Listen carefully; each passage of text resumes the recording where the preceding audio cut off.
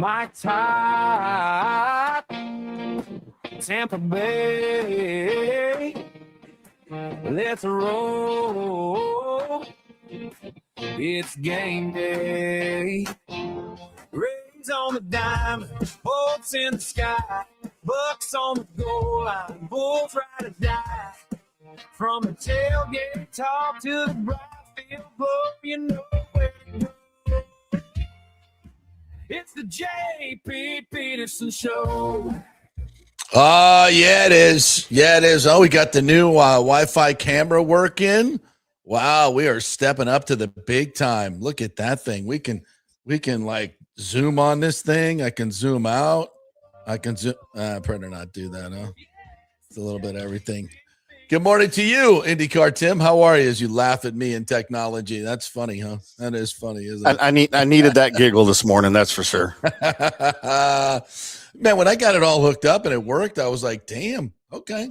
Not that it was anything complicated, but for me. Just out of curiosity, because Tito did this in Ohio when we sent them theirs too. Why do y'all keep referring to it as a Wi-Fi camera? Because it works via Wi-Fi. It's wireless. No, that's infrared. It's not Wi-Fi. Yeah, you didn't hook it up to the Wi-Fi or anything, right? It's just it's wireless is really what it is. It's wireless. Yeah, that's true. But does it work on the Wi-Fi? No, it's just wireless. Yeah, it doesn't have Wi-Fi. It's just on. It has a direct connection. That's right. Interesting. Yeah, you are correct, sir. I'm just curious. It's like the default for anything that's it's wireless. Is your TV a Wi-Fi remote TV? Works off the Wi-Fi. The TV does. It does. Smart it TV. does. Yeah, that's true. Now this does not work off the Wi-Fi, so you are correct in that. It has its own dedicated signal. Yeah, you are correct. I think even Johnny said that the first time he hooked. I'm like, why is it always Wi-Fi when it's wireless? I don't know. Yeah, that's different. You are correct. You are technically correct for once. Anyway, we got a big show for you planned. Scott Reynolds going to join us, and it's off season, so I'm like, what are we going to talk about today? I mean, how about we just debate, are the Bucs actual Super Bowl contenders? Especially when Seattle comes from kind of nowhere. I don't want to say nowhere, but I don't think they were top 5 best odds last year to win the Super Bowl, were they? Dougie, look that up for me, will you? Intern Dougie's here. They were. You can see where they were as far as before the 25 season. Where did the Seattle Seahawks rank in terms of odds? Like what place were they? I would probably say they were 9th, 10th, 11th, 12th, somewhere in there. Oh, maybe? I'd say they were top. Not 10, even that. Sure. I think they were top 10. Oh, for sure. Yeah. All right. But I think the Bucs are probably.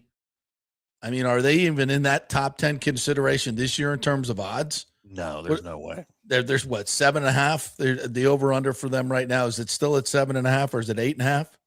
I got to double check that. I should have checked that before the show started. But plus 6,000, the Bucs. Where did that rank as far as what number team? We got top people working on that right now. So we're going to talk a little bit of Bucs with Scott Reynolds. And we'll talk some Rays, obviously, with you guys. And Big O was supposed to come in today, but he had something pop up, so he'll join us tomorrow. And we'll get a little bit more in-depth on the Rays. But you guys can join in and your thoughts on, do you think they are a World Series contender, a legitimate World Series contender? But listen, if you're a American League pennant contender, which obviously the Rays are, they're in first place. They have the best record in the league. So if you're I'm not acknowledging they're the favorite. They're not the favorite to win the American League. I don't even know where their odds are at this particular point, but obviously they are a contender.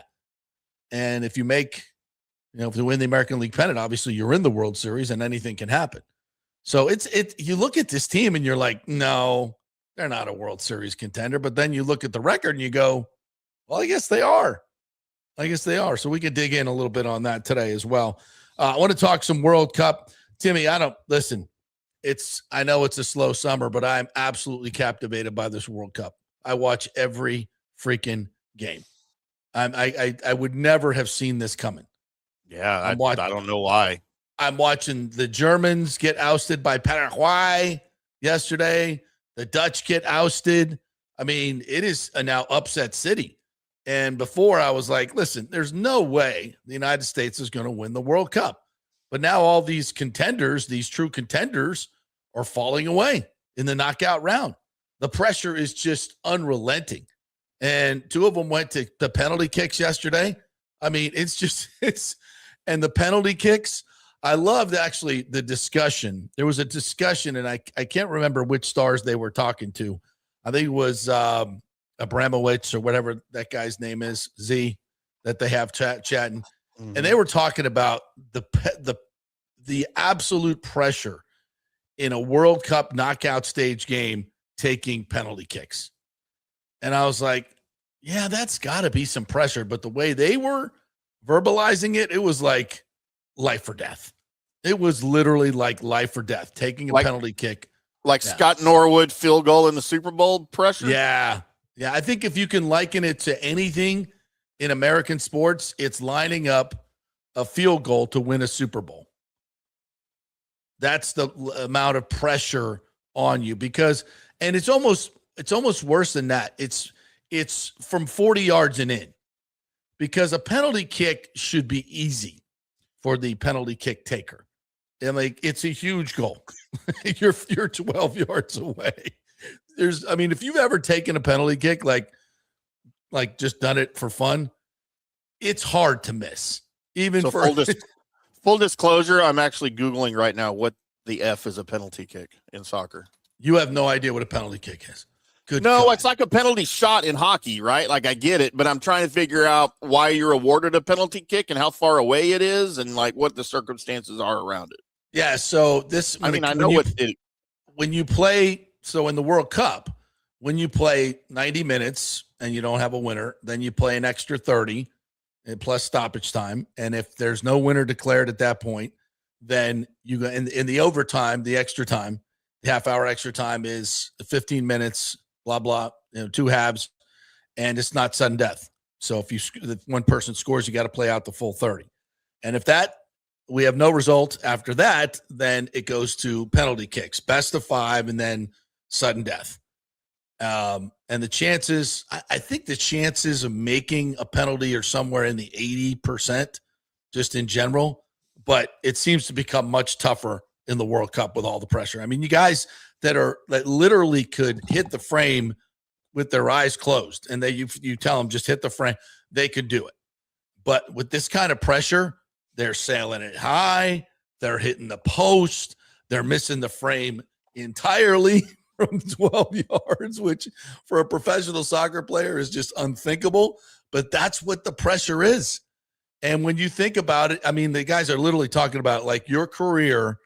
Thierry Henry, who's one of the greatest players to ever play, was literally he made one in the World Cup, and when he was young, he said, "Thank God I had no effing idea what I was doing, because if I really known the pressure of what was going on, I wouldn't have been able to make the kick." So when it comes down to these pressure situations, it is incredible theater, and especially when you have a heavy favorite like Germany and Paraguay. Now, because once you get to penalty kicks, it's a crapshoot, so anybody can win. So it is very much the strategy of some of these inferior teams to just play defense as much as you possibly can, hope for nobody scoring, and get the penalty kicks. Now, that doesn't sound like a great way to decide stuff, but it's part of the strategy. Seems really boring to watch. It does. It can be, and it's. I'm not going to sit here and defend that part of soccer. Others will, but I'm not that guy. But it is all part of it. But believe it or not, there is drama to it. There is drama to it as Paraguay sits back and just takes a complete onslaught from Germany. And Germany looked like they had won with a score late, and VAR took it off the board because goalie interference. You know what that's all about. You can pretty much figure out what goalie interference is. And they went back and looked at the replay, and they saw the German guy push the keeper down moments before, a second before he had to make a save, and he didn't make the save, and so they went back and looked at VAR and said, yeah, that should have been called a foul, and they took it off the board, went to penalty kicks, and Germany lost. Yeah, so the Germans are out, the Dutch are out. These are two World Cup champions and the Dutch who've been to the final 3 times. These are 2 of the great soccer nations of the world that are out in the round of 32. It's a big deal. It's a big deal, Timmy. So, look, I don't want to get into a how horrible and stupid is soccer segment here, because I do have an appreciation for it. I did in '94 when I went to the games. I don't watch it. I don't understand the game much, so I don't follow it outside of moments like this, right? Like, I'm not going – if somebody gave me tickets to a FC Dallas game, which is literally 100 yards from my house, I might go, just for the experience. Whatever. I'm not going to have any clue what the hell's going on the entire time. But so what I'm finding out is there's no sudden death, so we had ties in the first round, which I still don't understand. Right. Now we're in the knockout round. You don't have ties anymore, which is great. But you play your full 90-minute game, and if you're tied, you automatically default to 30 more minutes, regardless of how many times a goal is scored and blah, blah, blah. And 30 minutes seems like an incredibly obscene amount of time for an overtime period that's not sudden death. Like, why not 10 minutes? If you really want the pressure. It takes like for instance, it takes longer, the clock doesn't stop, and it takes longer to build up an attack, which is this stupid thing number one, right? Yeah, it could take very long to build up an attack. So listen, don't try to rewrite the rules. Just understand them, that this is how they do it, and it leans to it. It becomes incredible pressure. Like Rick, I think somebody, I'll admit. Oh, brought up the Escobar. Yeah, even if you're not a soccer fan, you know the Escobar story, right? Like, he scored an own goal, and that didn't work out well for him. He was murdered in Colombia. Yeah. Now there's a 30 for 30 on that. It's even if you're not a soccer fan, that 30 for 30 is exhilarating. I remember watching it and people literally saying on TV, "Oh, that guy's going to die." Yeah. Like, what? Like what? I was like, what? Over a soccer game? They were like hinting at it. They're like, "Oh, wow, how things work in Colombia." Blah blah blah. I'm like, can you imagine Scott Norwood missing that field goal and they get back to Buffalo and he gets murdered? I mean, that's the equivalent of it, right? Like, I kind of feel there's more chance of that happening today in America than ever before. Yes. Yeah. As we scoff at Colombia for something like that happen, I think now in America that's entirely possible. Given the level of violence that we're in right now, and we have all the political violence we could possibly stand in now. Why not sports violence, right? We've already got that too. Maybe it's just the next thing that's coming. Nothing would shock me at this particular point. I don't know if you guys are into this, but I'm all in. I'm all in, and I can't wait for Wednesday. Riveters, it is 8:00. Join us there. It's going to be crazy. In fact, we're going to bring some. I'll bring some swag over there, some FanStream Sports swag. That would be fun. A watch party would be fun. I might seek out a watch party here locally when we get deeper into the tournament. Like, for sure, I'll watch. I don't care who's in it. France.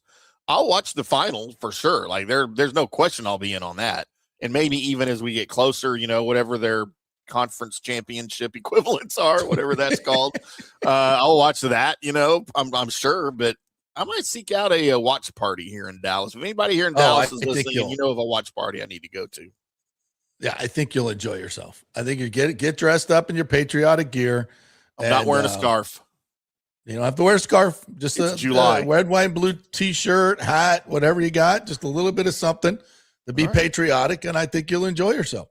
Should I wear my Team Canada hockey jersey? My Braden Point Team Canada hockey jersey? Rick says, I don't know why. I don't care. No, I get it. I totally get it. And I'm shocked that I'm so involved in watching every game. Like, I never thought I would do that. Never. Yeah. But I can't take my eyes off it. And I'm learning the names and everything. All right. But Kurt the question Doris is, JP, though, the question is this renewed interest for a lot of people? And look, anybody that tells me I've been watching soccer for years, man, this is nothing new. We've known this is great the whole time. You are a freaking liar. Nobody in America, with a very small exception of a handful of people, are that dedicated to soccer in America. Unless you play it, you coach it, or your buddy, your wife, or whoever plays it, people in America don't care that much. But the question is, with all of this new interest with the World Cup, what happens when the World Cup is over? Are people going to have sudden interest in their MLS teams? Are the Rowdies going to start selling out every night? I mean, I'm curious how long this effect will last for soccer in America. It's a great question. We asked Jeff Attanella that on Monday, and he was very encouraged that he feels like this is a little bit of an awakening. And I'm sure it's going to feel like that in a moment. But to your point, like when football season starts, is anybody going to care about their MLS team? I think you are making some fans of the sport. I absolutely do believe that that's happening. Whether I don't think it's going to be some incredible transformation where suddenly MLS is, number 2 or 3 on the major sports board here. I don't think that's happening anytime soon. I think it still will reside as a solid number 5. Can we say that? Right? I think it's football. I think you can lump the other 3 together. I just depends on your region and your city, what's most important as far as football. Football's number 1. And I'd put college and pro football as the number 1 spectator sports in America. That the numbers bear that out. It's overwhelming. Sure. And then I would say, again, I would, in Tampa, I would say the Rays are number 2. And the Lightning, the Rays and Lightning are co number 2s, I think, to the Bucs in terms of popularity. What do you guys think? And obviously in Orlando, NBA's number 1. In Miami, what's number 1? Whoever's winning right now, I think it's the Hurricanes. To be honest with you, they're probably the number 1 interest because the Dolphins suck, the Heat suck, and the Marlins suck. So the only one winning anything is Miami. If we throw college sports out of it, because college football clearly will be, and even probably college basketball will be above a couple, I think, pro sports. Yeah. But if you just stick to the pro sports, obviously we have football. I as much as I hate it, I think NBA is probably number 2, then baseball, and then hockey, right? Do you think at this point right now where we are, because there is a massive interest in it for some reason, WNBA is even above MLS in interest? It certainly is for coverage. Well, yeah, it's getting more coverage, but is that mostly for the Caitlin Clark debacle? What's going on with her? That's what I mean. I mean, are more people watching it because of her, or were they watching MLS? I'd like to see the numbers on that. Honestly, Doug, I will tell you this: WNBA MLS have more viewers than the WNBA. Because I'll tell you this, the WNBA is easier to find on TV than your local MLS team. Well, listen, that's partly ESPN, Sure, no, I'm just saying, but that makes it more convenient to watch a WNBA game than it does to watch an MLS team. I can't tell you, the Dallas or FC Dallas, the old Dallas Fire, it's the same team since I think 96. They've been here in Dallas. I right now I can't tell you if they're even on TV. Like if there's a local TV station that even covers it. Like I can't even tell you. Yeah, we don't have an MLS team, but we have the Rowdies that are our team, and they have a local station here, Channel 44. Okay, they show their games. So yeah, I know that just because we cover them, but I don't know how many people just in general know that. The Rays, by the way, own the Rowdies, so they might they play in the new stadium in Tampa? They probably would. But Ashley kind of outed me here. My lovely wife is on today and says little singles was the only thing that could take JP's attention away from soccer. Oh my God. I saw that for the first time yesterday and I didn't know what it was. And I'm like, oh, what in the heck is little, like the title is intriguing. And then I watched about 30 seconds of it and it's midgets who are dating, right? They're little people. Yes. But yes. And they're all living in a house together and it's drama. It's like Love Island midget size. It's hilarious. And it's hilarious. And Ashley just loves it because there's one little person named John, oddly enough, who's like, she said, that's you. That is the spitting. That's you as a midget. Yeah, just call it. It's John. That's you. And she just can't stop laughing because the dude acts exactly like me. She's like, that's you. So yeah, if you haven't seen Little Singles, you got to watch it. It's just hilarious. I ran across it by accident last night looking for something to watch because it was a slow sports night, and I highly recommend. And I hate shows like that, but that thing is fucking funny. I'll still tell you what my go-to guilty pleasure reality show is. Housewives of Dubai. Housewives love of that show. Dubai? Yes, I love Ashley, that show. fill me in on Housewives of Dubai. I don't watch any other Housewives ones at all. She's a 90-day fiance devotee. She watches that show. I can't stand that show. Sometimes there'll be a character on there that that is so ridiculous you have to watch. And now they got one on there she's just white trash wasted, white girl wasted all the time. I like that girl. They brought some proper British guy across the pond to be her husband, and they go out to their podunk, trashy bar. Yeah. And she's like hanging on to every guy there. I want to make out with you. I want to make out. Like for I know real girls like that here. And old Simon sitting in the corner going, "What's going on there? What is she doing there? I'm a little confused. Why she's kissing up on that other man? Is this part of your culture here in America? This white girl wasted thing?" I'm like, yeah, I think it is.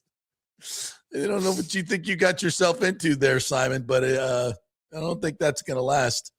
Call me crazy, but when white girl JP, tell me this. Tell me if every this other guy sounds conducive for a DFW area FC Dallas fan.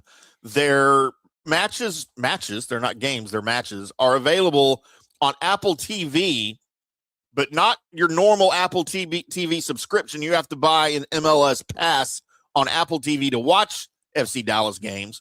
And then if you want to watch it on regular TV, we have a local channel 27 that will re-air the matches, after like the day after. You can rewatch them if you want on regular TV. Yeah. That's the setup. That's probably not going to, you're probably not going to see a whole lot, are you? You're not watching the Dallas, what are they? What's the FC name? Dallas. FC Dallas on tape delay, I'm guessing. You're not going to do that? Well, because in this day and age, obviously you already know who won and you know all your stats. You know everything, right, about the game before you watch it. That's weird. Yeah. All right, so Rick has been a wise ass here. Shocking Vibe says, Lil Jon looks like JP, especially with his shirt off. Yes. I thought you were going to say with his pants down. See, there's I don't know if you know this, but I don't even know. We're not going to get it. Now we probably shouldn't.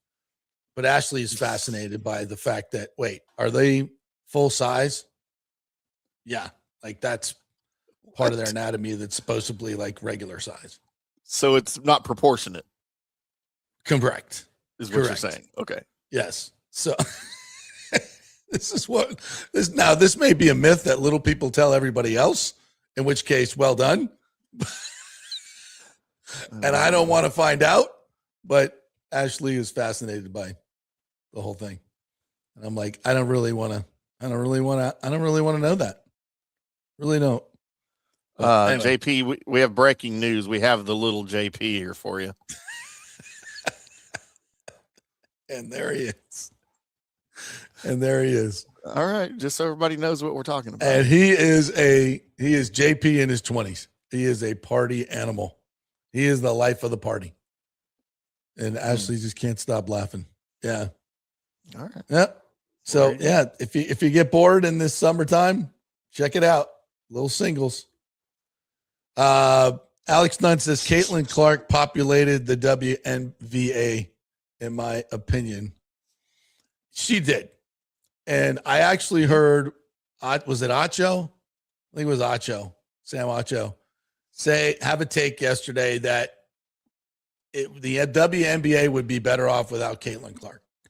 Because at this point, she's become a distraction. She's gotten the eyeballs to the league in the last 2 years. So everybody sampled the league now, and he believes everybody now loves it and really appreciates the skill level now that they've seen it and realizes that she's not the best player in the league and there are other better players. So she's a distraction and they don't need her anymore. That was his take. Bad take. It's a really bad take. I think it's a great take. I think it's a fantastic take. And I think if you want clicks, it's great. If you're trying to speak factual, it's ridiculous. Yeah. No, I think they should listen. I think they should kick her out of the league. You know what? I think she should go start her own league.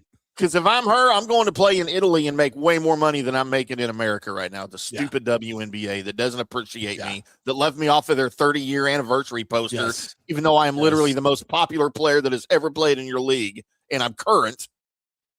Yes. It's ridiculous. It's ridiculous. By the way, the next thing that Sam or Emmanuel Acho says will be the first intelligent thing I've ever heard. No, I think those guys are really smart. I think they got a lot of great takes, but that was particularly one that I was like, wow. I can't like them. Wow. Okay. I get it. So Sam played here for a little while. Nice, super nice guy. Yeah. I like them. I think they're very, I think now I get them confused, but I think Sam has gone, the one that made this take. I get him confused. I'm sorry.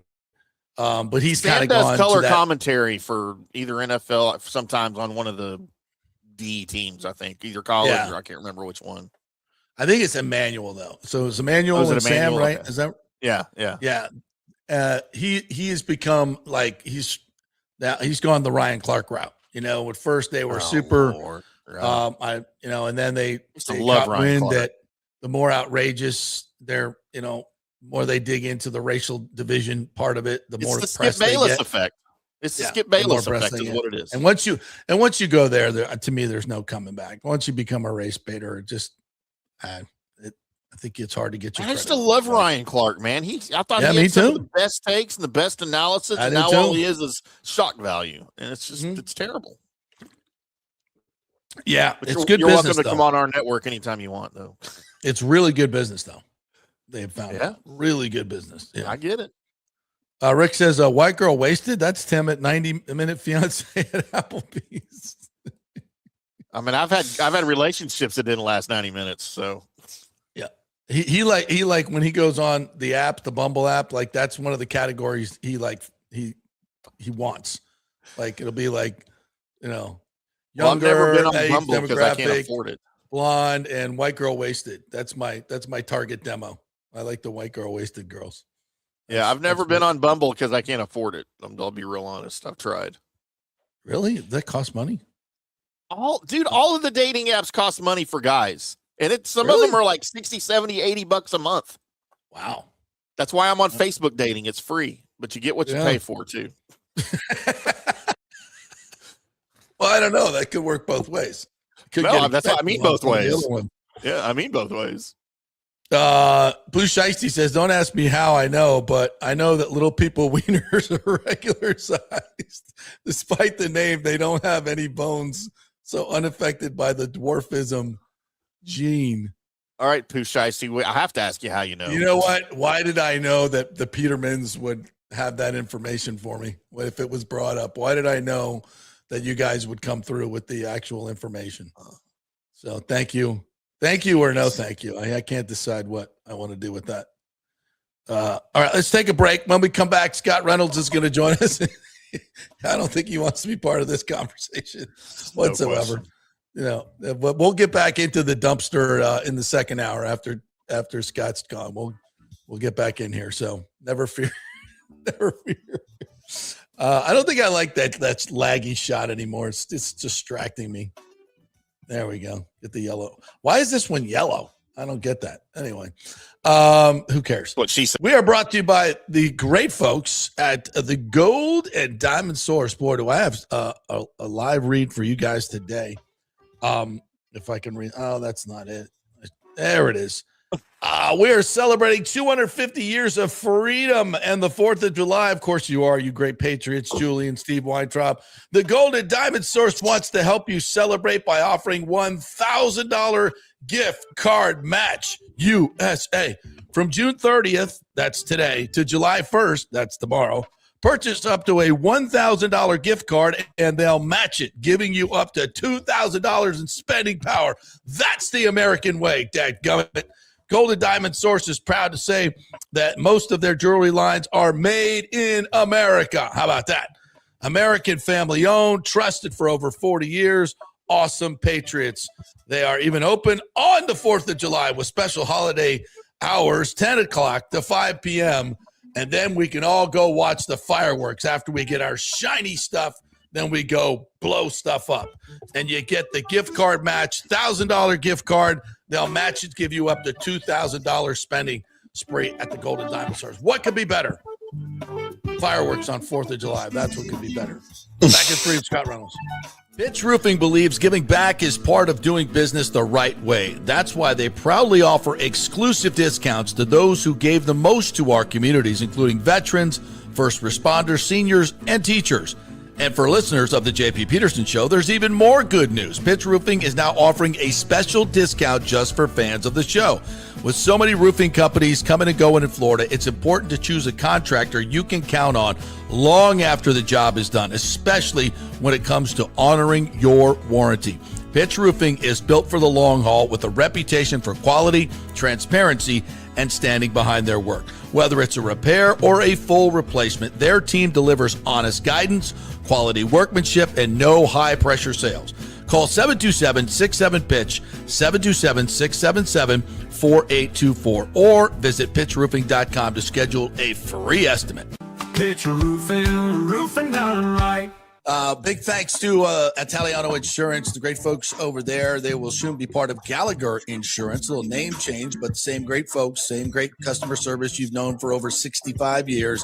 They do all the work. You save all the money. ItalianoInsurance.com at 813-877-7799. Hey, guys, you already know that Riveters is the best sports bar in all of Tampa Bay, but now it gets even better for Rays baseball season. During all Rays games, check this out, $6 Tito's, $6 Jack, $6 margaritas, all during Rays games. Are you kidding me? And that's always a great pour from the great bartenders at Riveters. Great service, great food, everything is fresh, nothing is frozen. And let me tell you, if you want baseball and wings, you will not find any better than Riveters. Their sauces, like the blue cheese and the ranch, and everything is handmade, and the wings are big, and they're perfect. Wings, baseball, Rays, Riveters. It all comes together during baseball season. Once again, in addition to all the great food and service you get, $6 Tito's, $6 Jacks, $6 margaritas. It's time to celebrate. Baseball season is back, and celebrate at Riveters. You know where it is, right there on Dale Mabry, just north of 275, just south of the stadium. See you there at Riveters. Hey, the Golden Diamond Source wants to be your family jeweler, so don't wait any longer to find that one-of-a-kind perfect engagement ring for that special someone in your life. At the Golden Diamond Source, they can design anything you want personally. The Golden Diamond Source can help you trade in your old broken jewelry and use it towards a new purchase as well. And with gold prices at record high, now is the best time to do it. They only sell natural diamonds at the Golden Diamond Source, so if it's a real love, it should be a real natural diamond. Don't start your relationship with a fake diamond. Bad idea. And with the Golden Diamond Source first-time buyer program, you can learn all about the 4 C's in all the different shapes and styles. And they are able to show you a huge selection of inventory to choose from. And don't forget, 0% financing for up to 5 years. If you finance $5,000, it's only $83 a month. Make sure it's a Golden Diamond Source diamond, 3800 Almerton Road, always online at goldendiamond.com. It's a love you give only at Golden Diamond Source. Hey, JP here for Genesis of Tampa and the Murphy Auto Group. I think the best way to experience a business is to use that business. And I just did at Genesis of Tampa. Just bought a GV70, a 2023, and it feels and drives all new. It's an absolutely fantastic car. The technology, the comfort, and the price, absolutely outstanding. Frankly, I never thought I could get into a car like this, but they made me a deal I could not refuse. And I also get the VIP service where you can just drive right up, their pit stop service. They'll top off all the fluids, make sure your air in your tires is good, new wipers if you want them. If you need extended service, they will come to you, bring you a courtesy car, and then bring your car back. What more do you want? The experience was just VIP all the way. And you can get that at Genesis of Tampa. And don't forget, you can get extended warranty, which I did. So I have worry-free miles up to 100,000, and all they do is just take it in. Actually, I don't have to take it in. They come to me. It's perfect. It's Genesis of Tampa right there, 801 East Bears Avenue, right off of 275. Go see them and tell them JP sent you. Let's go. Right now, back to the show on FanStream Sports. All right, welcome back to the JP Peterson Show, brought to you by the great folks at Italiano Insurance, now becoming part of AJ Gallagher Insurance, a national, one of the biggest insurance firms nationally. What this does is you get the same great local customer service that you've been getting for over 60 years at Italiano Insurance, but you also get all the options of a much bigger insurance firm, and that's AJ Gallagher. More options means more savings, means more opportunities to find better companies that better fit you, and they'll do all the work. Italiano will do all the work. You save all the money. That's how it works. 813-877-7799 is Italiano Insurance, becomes part of AJ Gallagher Insurance. All right, let's welcome in our good friend from the Pewter Report, the face that runs the place, and the hair that is just absolutely marvelous, the great Scott Reynolds. What's up, my friend? How are you? A little gray up here. There you go, a little salt and pepper. The chicks dig that. Yeah. Here's the funny thing. Like my wife Ashley loves like the gray hair look. Like Harrison Ford, not like elderly Harrison Ford, but like Harrison Ford, like kind of back in the day. Sean Connery, back in the day. The distinguished 50, 60-year-old man look. And yeah, right. It is. And she has been wanting me to go gray for the longest time. And she's trying really hard to get me there with some of her antics. But it's a slow burn, man. It's like a little gray. I'm like, that's her Mr. excuse. Fantastic on the sides a little bit. Yeah. But that's her excuse for misbehaving. Nicely played, Ashley. Exactly. Nicely played. My Ashley, don't watch get out for any those ideas. Ashleys. You gotta watch out for them. It can be trouble. Yeah. All right. So I want to have a little fun today. Okay. And just say, listen, are the Bucs a true Super Bowl contender? So I did a little research. Well, actually, my research team here, interns did. Okay. And they found out that the Seattle Seahawks last year were the 19th best betting favorite going into the year. Yeah. And they won the Super Bowl. Nobody had the Seahawks and the Patriots won to the Super Bowl last year. Nobody. Nobody. Yeah, I don't even know where the Patriots are probably worse than that. So the Bucs, where are the Bucs this year? They're 18th. So they're a better favorite for whatever that means. What it means is we don't know who's going to win the Super Bowl. And if we think we know, we don't know who's going to win the Super Bowl. And I don't think there's a dominant team out there. Listen, the Rams look fantastic. There ain't no doubt about that. Yep. But are the Bucs serious Super Bowl contenders? Your thoughts? Yeah, I think there is a path where they are. It is a narrow path, and it is a path that you have to walk perfectly. And I mean, like, right foot in front of the left, right foot in front. It's got to be like perfect stair steps, and it's got to have like a little bit of Billie Jean, where like every time you take a step, it do do do do. Where like it's illuminated, right? But there is that path, and it starts with being healthy. I go back to, as someone who was covered this team during both Super Bowl appearances in my 31 years of service to the Bucs fan base, the common denominator between both of those Super Bowl teams, and there are a few, but the one that stands out to me is health. Those were the two healthiest Bucs teams in franchise history, right? And I look at health as, are you available to play in the Super Bowl, right? Are you a healthy team making that Super Bowl run? And both teams absolutely were. Only one starter from each of those Super Bowl teams was on injured reserve. It was Booger McFarland back in 2002.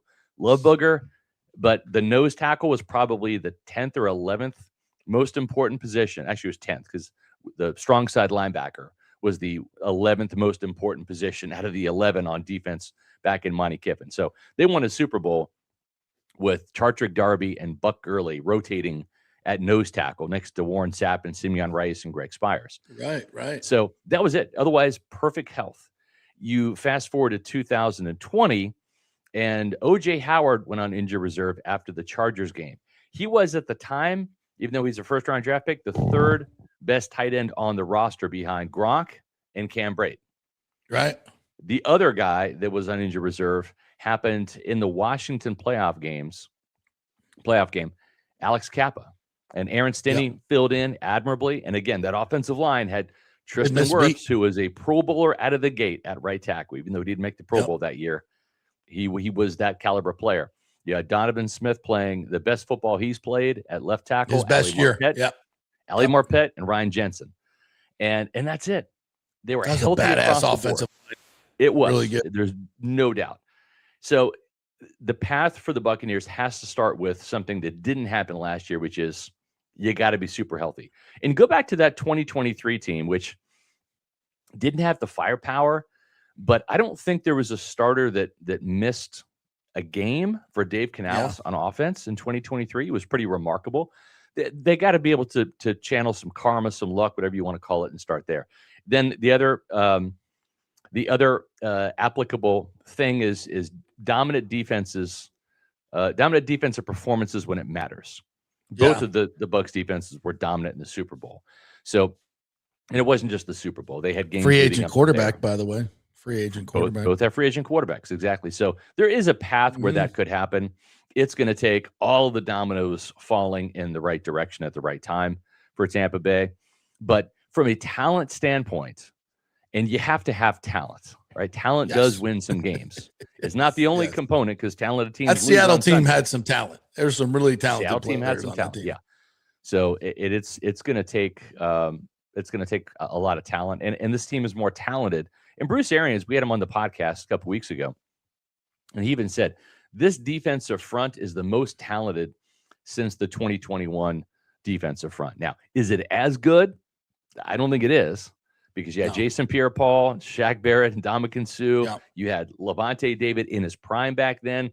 You had Devin White before the eggs got scrambled upstairs, still playing pretty good football.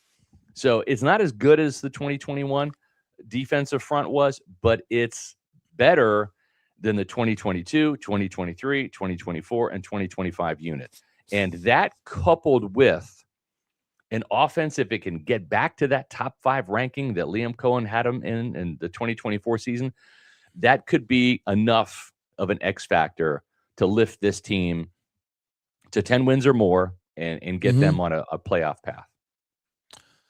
Yeah, I would generally agree with everything you just said. But I would point to that defense. I don't think the defense is quite ready at a championship level. I think Bain needs at least a year to kind of find his way. Yeah, I think he's going to have a hell of a year. And the other like kind of parallel I'm going to draw, and the Bucs, this is going to have to kind of be some inverted like referencing here, but in 2002, when John Gruden arrived on the scene and completely retooled the offense, I don't like when people say, "Oh, John Gruden won the Super Bowl with Tony Dungy's team." More than half of the players on that 2002 roster, more than half of them never played it down for Tony Dungy. So more than half of the roster, they flipped a significant part of that roster. Most of the offense, especially the offense. The defense pretty much set, but the offense was certainly a function of John Gruden's creation. But the reason why, and you can ask Rondé Barber this, he'll tell you, you probably already know, but it's like the reason why John came in and challenged the Bucs defense. Man, I need 9 defensive touchdowns from you guys, right? You know, you think you're a good defense. You think you're a great defense. Great defense to score touchdowns, man. He needed that help because he knew it was going to take half of the season for all of these pieces to come together on offense, for them to learn the system, for them to get chemistry, for them to gel. He retooled the offensive line. He retooled the backfield with Michael Pittman. He retooled the wide receiver core with Joe Jurevicius and Keenan McCardell. The tight ends were brand new, Ken Dilger and Ricky Dudley. He needed to buy time for about half the season for that offense to finally come together. And I think this is what's going to happen on the defensive side for Todd Bowles. You're going to have at least 5 new starters on defense. That's half of your unit. It's going to take some time for them to really gel and come together. And if they're going to be dominant, it's going to take half a season for them to trend in that direction. That's why, out of the gate, this offense has to do what Liam Cohen did in 2024. Remember that season opener? They dropped 37 points on the Commanders. Yep. And they're capable of doing that with the firepower they have, with Baker Mayfield, this offensive line. You know, you've got enough veterans now. Bucky's a veteran. Chris Godwin, J-Mac's a veteran. Emeka, pretty much a veteran, played all 17 games last year. It's going to take the offense leading the way and wearing the superhero cape for about the first half of the year before the defense can tug it and say, hey, look, can we split the cape? That's obviously that is the template for them to make a deep run. I think we both would agree. Obviously, the chances are not, they're not a favorite for a reason. And I still think you look at Gruden, who's elite offensively, and Monty Kiffin, who was elite defensively. And then you look at the other Super Bowl team where I think Arians was absolutely, and Brady, Arians Brady combination with that talent was absolutely elite on offense.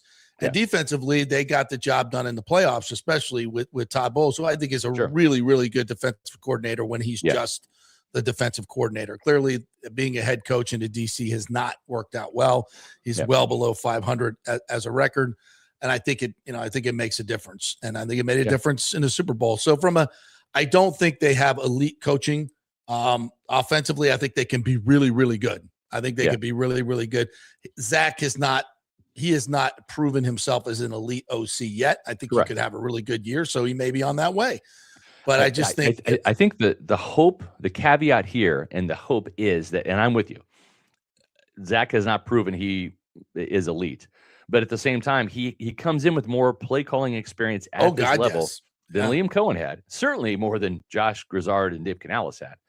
And I think for Todd, where we hope to see benefits, where we might see benefits, where we should see benefits, is in training camp. He doesn't have to spend and burn practice sessions doing call-up periods where they can really drill down and get some game planning in, because he doesn't have to prep Josh Grizzard or Dave Canales, or even to a degree, even though he didn't have to do as much with Liam Cohen in terms of, hey, like, we're going to do a call-it period here. We're going to, throw stuff where you're not going to understand. The benefit for doing scripted practices is you're giving the defense exactly what it wants and what it needs. We need looks against, 4 wide receiver sets. We need looks against, in other words, Josh had to run the Bucs playbook a lot because that's what he was going to call.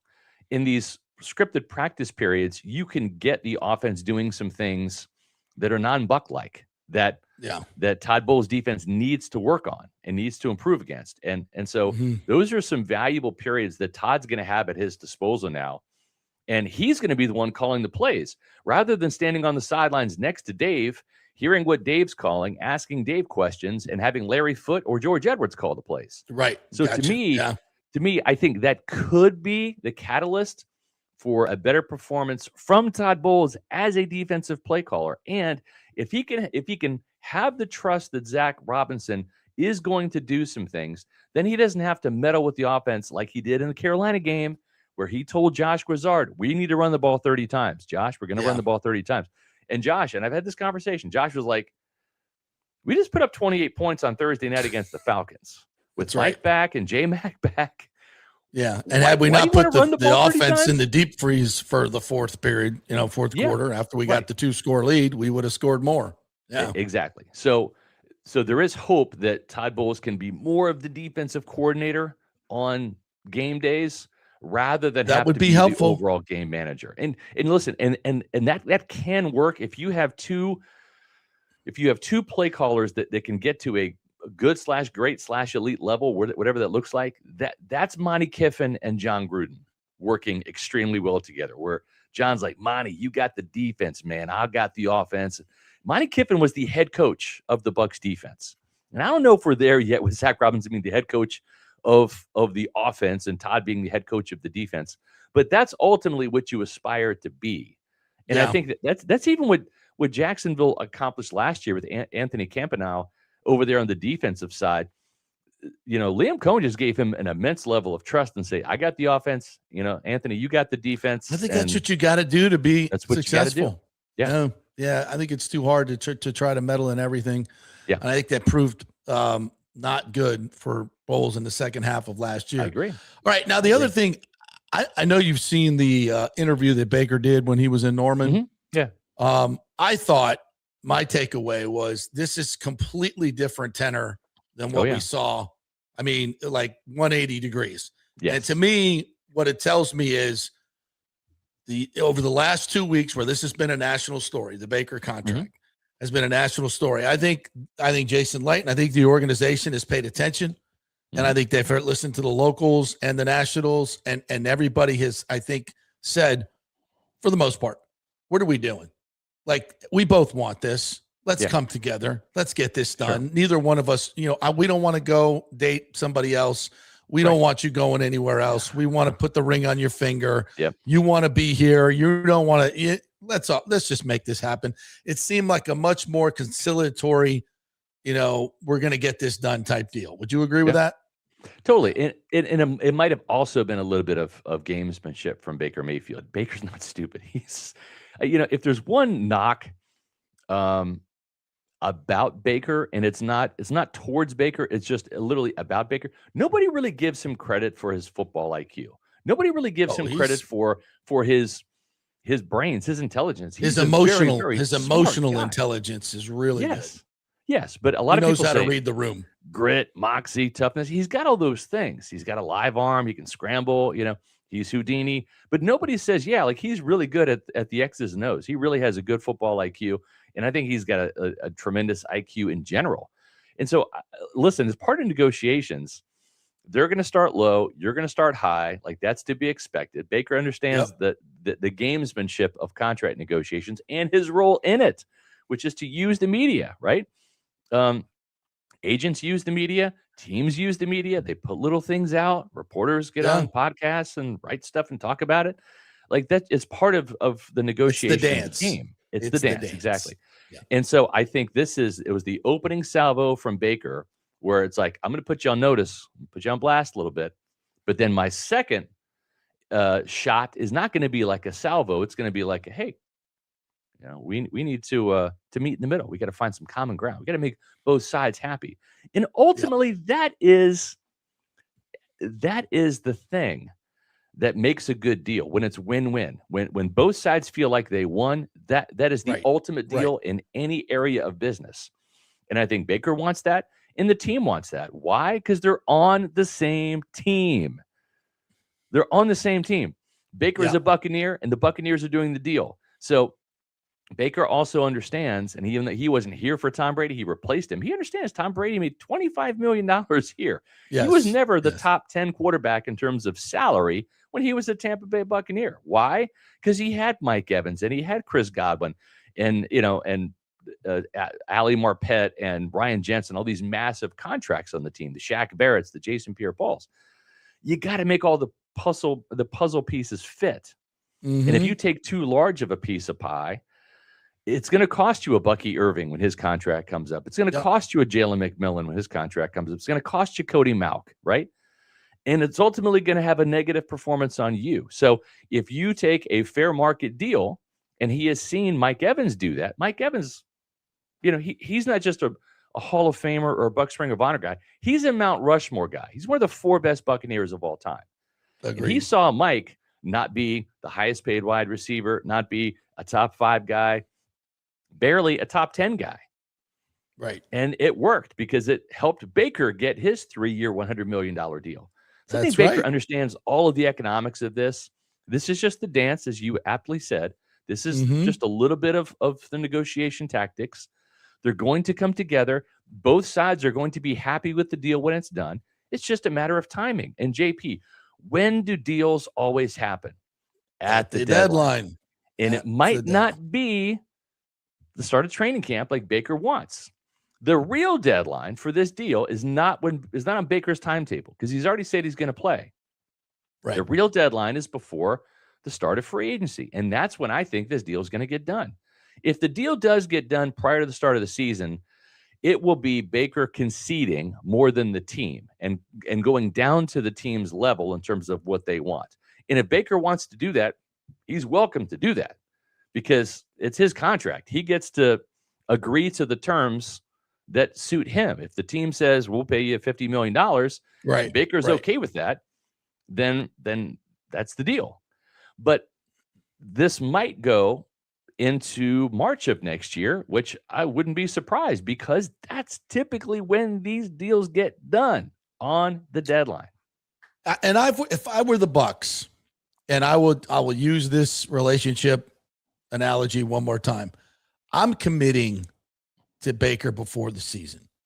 I want to get that. I want to get that done. But he's not. I want his mind. I know. I understand that. Anywhere. I understand that. And they got the franchise tag, and they can use that. Did you watch the Seattle game? Did you watch the Bucs Seattle game? Yes. What happened in that game? He played his ass off. Played his ass off. Why did he play his ass off? What happened before the game that got Baker so effing riled up? I forgot.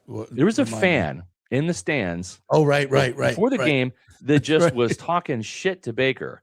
And for some reason, it just ignited Baker. It just set Baker up. So much so that after the game, after the 38-35, he found the fan in the stands and was giving him He brought shit. his receipt back. He sure did. Brought the receipt back. You don't think the Bucs looked at that and said, maybe we disrespect Baker a little bit by not getting him the deal when he wants I it, get all that. Having an angry worker go out there for 17 weeks with the "I'll show you" mentality. See, I think I'm going to disagree with you here. Okay. I'm going to disagree with you, and I'll tell you why. Baker is motivated by loyalty. He's also motivated by challenge me. I get that. But I think he's also motivated by loyalty. And I think if you show him the loyalty and you guarantee that money for 4 years, instead of playing this year and under listen, if he gets a catastrophic injury, all that money evaporates. He understands that. And it's if you have a Machiavellian way of doing business, if you're the Bucs, you say, F you, you're going to play under contract. And then I have the hammer next year and we'll see how you do. I think that's a dickish thing to do. And if you said that to your wife, prove it to me for 2 more years, and then maybe I'll marry you. Tell me how that goes for you. Tell me if you're going to get the best Ashley under those circumstances. I've tried that before. It doesn't work. The best Ashley you're going to get is say, honey, here's the ring on the finger. I love you. I'm not going anywhere. I'm completely committed to you. Yeah, but JP, then she's like, I have 9 other fingers that don't have rings. I'm telling you. I have 9 other fingers that don't have rings. What are we going to do about those? So listen, no, I'm kidding. I'm kidding. Baker, I'll say this. That's the best Baker. To your point, yes, there is some legitimacy and some proof to your point, because the team did reward him with a 3-year, $100 million deal, and he went out in 2024 and had his best season. Yep, 41 touchdowns, 4,500 yards, 71.4% completion percentage on the heels of getting that deal. Now, Liam Cohen had a little something to do with that too, a scheme that fit Baker like a glove. So you're not wrong in that. Matter of fact, I don't think this is an area where the Bucs can lose in this. If they pay him beforehand, I think Baker's going to deliver for the exact same reasons that you mentioned. At the same time, you're probably right. At the same time, if they make him play this contract season out, he's going to take on that Seattle Seahawk thing. He's going to look at Jason Light on the field before pregame, and he's going to envision that Seahawks fan in his mind. Every time he sees Jason, he's like, I'll show you, man. I think it's bad karma, bro. I don't want that Baker. I want the Baker. I like that that's Baker. all Baker in. was damn good. He was toe-to-toe with Sam Darnold. They beat the Super Bowl champions that year. But you're going to get it. But I think champions. I think for a guy like him who is got jilted by Cleveland and been jilted by a lot of different places. But this is his 3rd contract with the Buccaneers, JP. He knows the Bucs are going to be loyal to him. Shoot, he saw Chris Godwin coming off a devastating ankle injury, completely broken, damaged goods, and they saw the Buccaneers gave him a massive, fair market his deal. bank account. Nope. Okay, but he saw that. He saw Antoine Winfield Jr., who's a Pro Bowler at the time, not the All-Pro season, but he had a Pro Bowl under his belt before in 2021. He saw Winfield have to go out and play his contract year, and the Bucs paid him as the top defensive back, not the top safety, the top defensive back in the league for a minute. I know all this. Mike Evans, I know Baker Mayfield, future Hall of Famer, Bucs Ring of Honor guy, have to play 2 contract years out. I'm just saying. Here's the beauty of this: neither one of us is really wrong, because there is a world where he's going to play his ass off. I think it's bad karma. It's bad karma to not say to try to hedge your bets. To try to hedge your bets and what if he does get hurt, then we're not on the hook. I think it's bad karma. I think it's bad. If you want the best Baker, commit to him. He's committed to you. You've done everything you've asked. He's not going to ask for the max deal.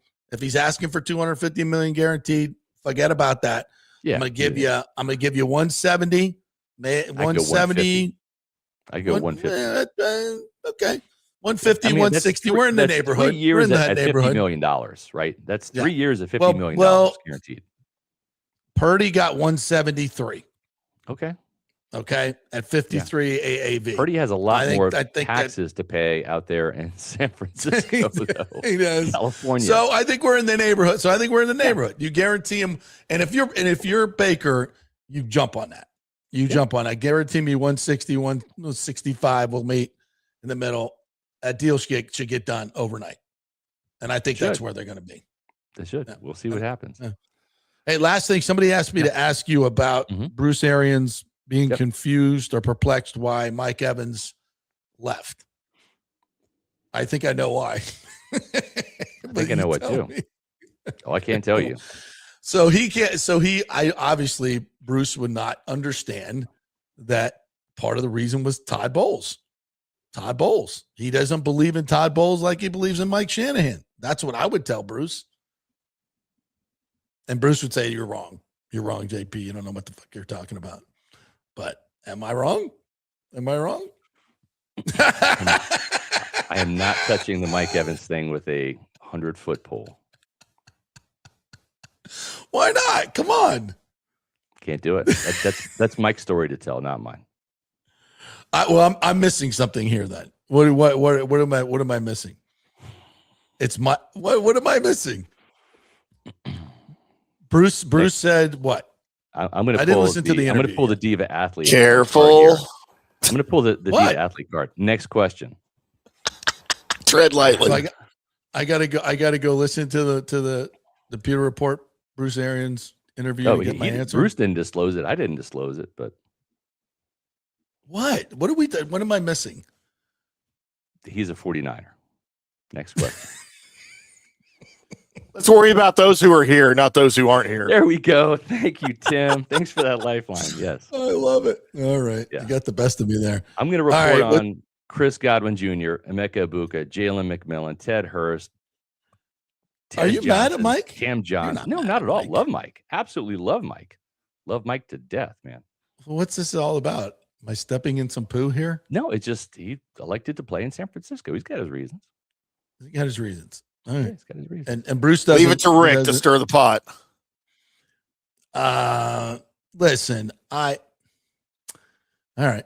Well, that's one of the reasons I think he left. But you can ask Mike. Absolutely. But he's never going to say that out loud. It's Mike's story to tell, not mine. Okay. Good enough. All right, partner. Let us know what's going on at Pewter Report. It's dead week. This is when everybody goes on vacation, right? Is it? It's never dead week for us. I'm going on vacation next week, but we have some shows this week. We talked about, are there going to be any new Pro Bowlers? We know that Vita Vea and Antoine Winfield Jr. and, of course, Tristan Wirfs, Baker Mayfield, and Chris Godwin. That's a good They've one. made the Pro Bowl before, but are there any new Buccaneers on the cusp of potentially having a Pro Bowl season? There's a couple. We named them yesterday. Today's show on Pewter Report TV at 4 o'clock, the Pewter Report podcast, we're talking about who we think the Bucs leading sacker is going to be. And boy, are there some candidates this year. We know that Todd Bowles likes to spread those sacks around. But there are some legit candidates who could that may be the same. That may be the same answer, and the answer might be Reuben Bain. It might be. It might be Pro Bowler. Yeah, we're talking about that on today's show, and we're lining up some interesting guests. I don't have any specific dates or people to report yet, but we've got some very cool guests coming up for later in July, as training camp is now less than a month away. Training camp starts July 29th, so we are officially less than a month away from the start of training. I need to take a vacation too. Yeah, this month is going to fly, my friend. This is always I need to go someplace cool. Yeah, this is like the 30-day period where like it time warps into like a 2-week feeling. So, which is good because I'm excited about the start of training camp in the season. Yeah. But at the same time, I'd also like a little R&R too. It's been a long off season. Yeah, yes, it has. It always is. All right, Scotty, great stuff as always, my friend. Yep. We'll talk soon. You got it. Appreciate you. Appreciate it, guys. Thank you. Pewter Report, the best in the business. Appreciate you guys. All right, we will take a quick break. We'll come back on the other side. And Kurt, yes, I'm going to get into your comment on politics in the Rays. Oh, I love those comments. And yes, there is stadium stuff to talk about, so we got to get to that, to Timmy's chagrin. And big thanks to the folks at Italiano Insurance, soon to be AJ Gallagher Insurance. Make sure you note that when that name change comes, you're still going to get the same great customer service from Italiano Insurance. IndyCarTim, and over 60 years of them doing business in here in Tampa Bay. Great folks over there. And Genesis of Tampa. Hey, folks, don't forget Genesis of Tampa, no payments for 90 days. No payments for 90 days. So if you buy a car between June, July, or August, no payments for 90 days. And if you're living check to check, think about what you could do with that money.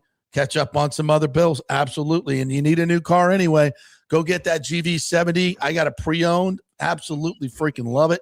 300 horsepower, incredible performance, luxury for the price, off the charts. And you get no payments for 90 days. $17.76 down is all you need, just like 1776 when we were founded. Yes, America's 250th birthday. They are celebrating. You get plus $250 on your trade-in just for our little 250 birthday. All those things going down at Genesis of Tampa. Back in 3. Well, the folks at Third Generation Plumbing and AC want to say thanks for making them so dadgum busy. Of course, advertising on your favorite Tampa Bay sports talk show helps, but it's their incredible customer service, honesty, and integrity that have earned them tons of 5-star reviews. And now you could be part of the team at Third Generation. Yes, they are so slammed, they need to hire more certified AC technicians and plumbers. It's a great family business to work for. My buddy John Rodriguez runs an old school family business since 1995. They pay well, give you all the holidays off, and they offer great benefits. No cold corporate atmosphere here. You're part of the family. If this sounds cool to you, call them and apply at 813-961-8024, or you can email your resume in at thirdgenerationplumbing.com. Just go to the website, you'll see the button, email them, or call them at 813-961-8024. And don't forget about the $169 yearly maintenance special. It's a no-brainer, guys. thirdgenerationplumbing.com, and they also do AC. Ciao, Paolo Tini here, owner of Caffè Paradiso, voted number 3 People's Choice Award on Open Table. I want to thank all our loyal family of customers that have been enjoying our great traditional Italian dishes we make from scratch every day. It's a great family story we're proud of. Our family moved from Rimini, Italy in 1984. My dad, Caesar, started Donatello, and that's where I got the start in the restaurant business. I started Caffè Paradiso on South McDill in 1995, and we've been there ever since. From our traditional ossobuco, a veal slow roast for 4 hours, to our daily fresh catch, the Gruppo Paradiso, with a piccata sauce and lobster claw meat, homemade pasta like lasagna, farfalle salchicha, which is a bow tie pasta homemade with fresh sausage. Hold on a minute, JP's favorite. I love it. So come and have a glass of wine with me on South McDill. Get a reservation on Open Table and see all our 5-star reviews. Ciao, see you soon at Paradiso. Sports fans, it's time to gear up. Head to fanstreamsports.com and check out our brand new merchandise store. We're talking bold t-shirts, 3/4 zips, hoodies, hats, mugs, and more. Everything you need to rep your favorite shows and your favorite crew. Whether you're rolling with the JP Peterson Show in Tampa Bay, From the Rough in Dallas, the Tim May Show featuring Clay Hall, or the Jeff Thidoff Show in Ohio, or any of our FanStream Sports original programming, we've got the perfect look for game day and every day. So don't wait. fanstreamsports.com. Click merch and grab your gear now. Wear the stream, live the stream, fanstreamsports.com. Welcome to Kingmakers, home of the JP Peterson Show studio and Tampa's premier business networking and social club for members only. By day, it's an exclusive, vibrant co-working space with a stylish conference room, focus rooms, a full production studio, and an in-house marketing team. And by night, Kingmakers transforms into a sports-centric social hub with a full sports bar, golf simulator, and exclusive events. For young entrepreneurs and seasoned professionals, it's the perfect place to work hard, play hard, and make big moves in Midtown Tampa. Close the deal, celebrate the win. Only at Kingmakers. Become a member today at kingmakerstampa.com. Your business, your club. Hey, JP here for my concierge medical professional, Chris Lugo, PA. You've heard him on the show for a couple of years where he shares invaluable medical, nutritional, and supplement advice. With Chris, it's like having a medical provider as your best friend. What I love about this concierge service is the convenience and support he offers. I can text or call him 24/7 with any questions or concerns, and he'll promptly call in a prescription if needed. No office visits or copays required. It gives me peace of mind knowing I have someone genuinely invested in my health, not just focused on insurance profits. And the best part, the Bay Area Modern Medical Center's personal concierge service is more affordable than you might think. Don't let insurance companies dictate your health care. Take control of your health and wellness today. Visit BAMMC.com for more information and to schedule your initial free consultation. Empower yourself and take charge of your personal health with BAMMC.com. Let's go. Right now, back to the show on FanStream Sports. All right, welcome back to the JP Peterson Show, brought to you by Third Generation Plumbing and American Standard Heating and Cooling. They are your dynamic duo for your HVAC needs here in hot, sultry Florida. You need your unit to be working at its best, so get their maintenance special. They'll come out 2 times a year, just $169, and they will make sure your drain line is all cleared out, everything's working in tip-top condition to make sure your unit is efficient. And if you need a new one, American Standard Heating and Cooling is the way to go, the most efficient. They're the most durable as well. You need that in a hot atmosphere like we have here in Florida. So make sure you go to thirdgenerationplumbing.com. American Standard Heating and Cooling. If you need a new unit, they have financing available, 0% financing as well. So tell them JP sent you. Third Generation Plumbing. All right. What else do we need to get to? Oh, we didn't actually nail down the great award, the Player of the Week award given to Junior Caminero for his incredible week. 7 Do you have a good week? 15 RBIs. The only thing that the Big O pointed this out, and we'll talk to him more about this tomorrow, his runner and scoring position numbers are really low, abnormally so. So for the amount of home runs and hits, et cetera, average, he should have much more RBIs than he does. And that's because his runners in scoring position has not been where it needs to be. I mean, and we're nitpicking here, trust me. But that's the thing. These numbers that he's putting up at 22 years old are otherworldly. And he's just scratching the surface. When he really gets his strike zone organized and they get some decent protection for him, man, I can't imagine how good he's going to be and what his numbers will be, because he's doing this seeing the fewest amount of strikes in Major League Baseball. That's incredible for a 22-year-old to take his walks like he's been doing and still hitting for the power numbers that he's hitting. I mean, the Diamondbacks last week and the Royals made, they either made the mistake of challenging him or made a lot of mistakes to him. The 3 home run game, all 3 of them, one was off a position player. The other 2 were hanging curveballs from Seth Lugo that did not get to where they needed to go. And he makes you pay for that. You make a mistake, he will make you pay.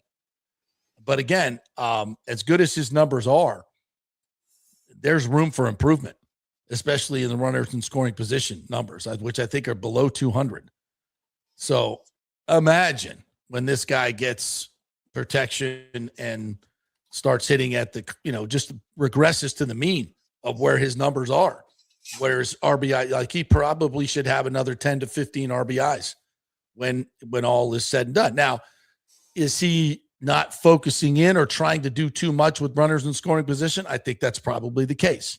The latter. I think he's pressing too much with runners in scoring position. But that's all part of growing up. I mean, he's 22. When he gets past that, and he will, oh man, how good can this guy be?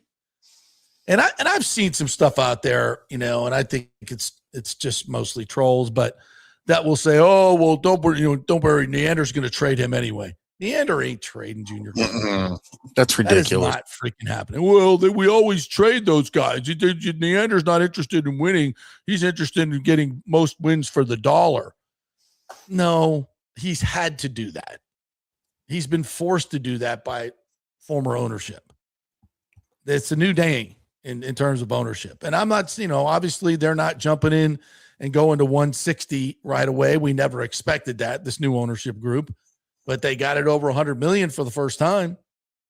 And I firmly believe when they get this ballpark deal done, and it will get done, that's going to turn into what's more like going to be the floor in Major League Baseball, 160, 170 million. And a big chunk of that is going to go to Junior Caminero. He ain't going anywhere. They're going to get an extension done, and they're going to add to it. They're going to add some protection around him. And we got some good players coming up in the next few years that could actually do that as well. Jacob Melton, who we traded for, might be that guy. He just started his rehab or not rehab, but is playing now, coming off injury in Durham. So hopefully there's going to be help on the way, not only in prospects, but in trading for proven hitters, trading those prospects for proven hitters that can back up Junior Caminero. And that might happen this year if they were to go out and get a Joe Adell. How sweet would that look? With Joe Adell hitting behind Caminero. Yandy, Aranda, Caminero, Joe Adell. Let's freaking go. And there's others out there that, and I think they're going to add a big bat of some sort. So cannot wait for that. Even if they don't, though, even if they just stand pat, which I don't think is very likely, but even if they did, I still think this thing's, even with the up and down, the roller coaster stretches, the lose 7 out of 9, win 10 to 12, that's a little maddening. And I don't know how sustainable that is, but I still feel just kind of based on the rest of the division and really the rest of the American League, like you kind of got it. Yeah. It's a no-brainer. Got to do it. You got to do it. All right. I wanted to get to this. This was in the Times yesterday. We're going to read this together. This was the Times story on as Ray's deal looms. Wow, it's somewhat positive. It looms. DeSantis approves millions for Hillsborough College. Sub headline: DeSantis, an outspoken supporter of the team's proposal, provides another boost on Monday. Yeah, he came to Tampa Bay to sign the budget and give $50 million to Hillsborough College.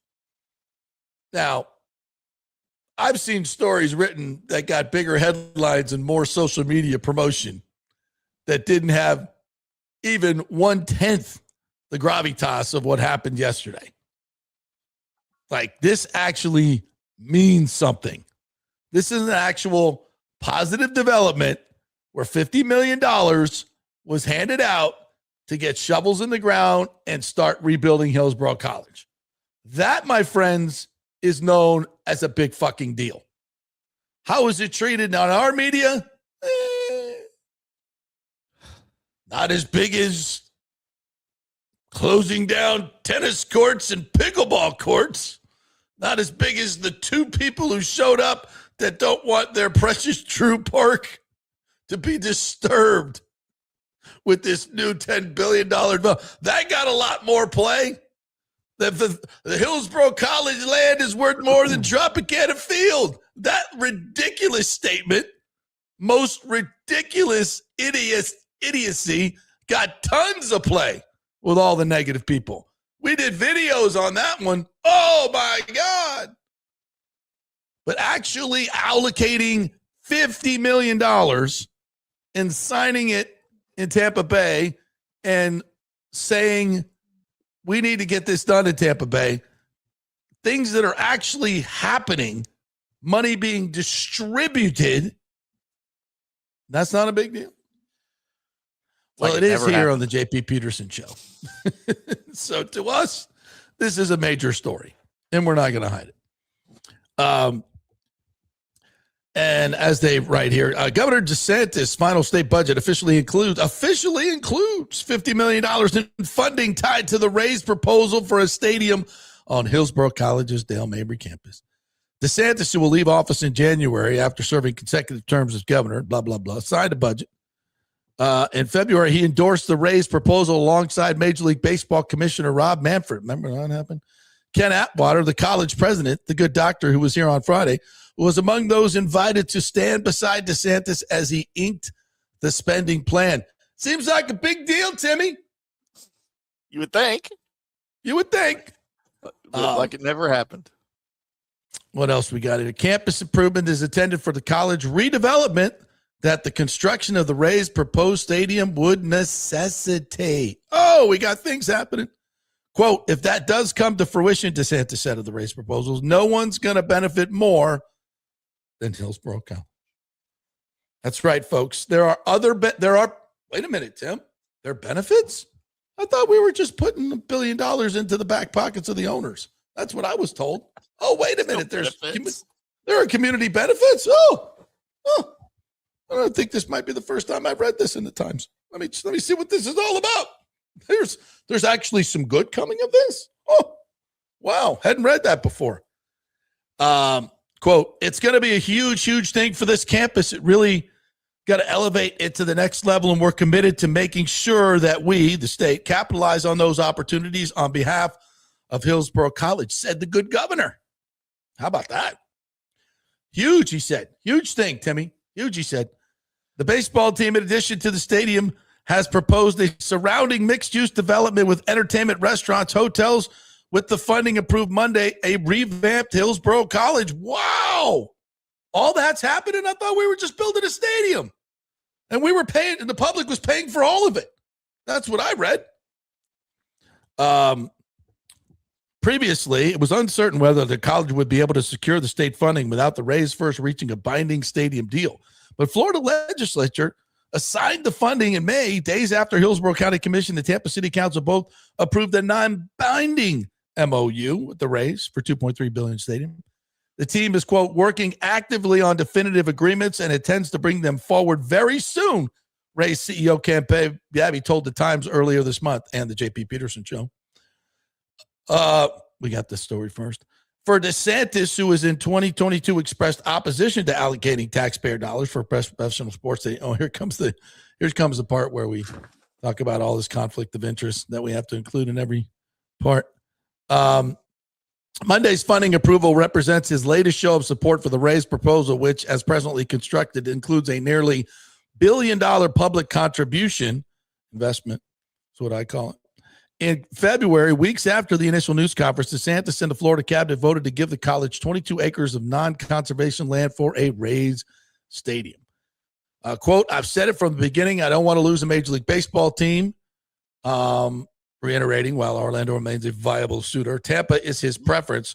Why would it say? What would it say if you lost a team to Raleigh, Durham, or Nashville? Yes, not included in this piece was the full-throated endorsement by Governor DeSantis of Tampa Bay being the right spot, which, of course, he does every time. But they did not include that in his quotes in this story, the TBT. Shocking development. So there you go. Allocated money to rebuild Hillsborough College. That's a big effing deal. And there's no way the state legislature is going to do that unless they have a pretty good feeling that this thing is going to pass. And again, folks, you can look at all the negative things you want and all the negative stories and all the negative videos you want. Every one of those particular roadblocks we've answered here on the show, and the people that count, that in the city and the county that are voting for it, more importantly, they're getting the answers that they need to make this deal go through, because it is an incredible opportunity for this city. And as you've seen over the past few days, Raleigh, Durham, Nashville, Orlando, everybody making noise about the Rays. And they're going to come into our media cycle and bring up every negative thing. And yes, I believe all three of those entities have a unified and well thought out strategy to tank this deal. And I think they're using certain people within this community to tank this deal, which is not in the best interest of our community, by the way. And the people that are opposing it, some of the people, I get their reasons. Some of the people are doing it for political or selfish reasons in conflict of interest, in my opinion.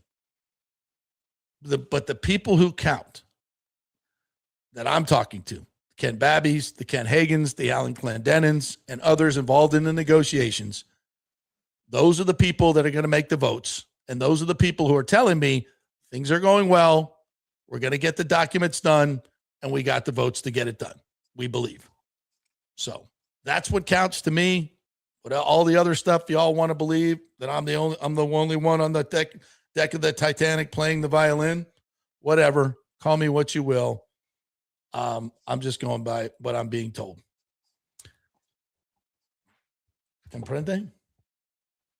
It all sounds so positive, right? Everything now seems to be leaning towards the positive. Even some of the things that we're used to, or from some of the sources we're used to only hearing negative, is now steering a little bit to the positive. So, read between the lines, even if you're a negative.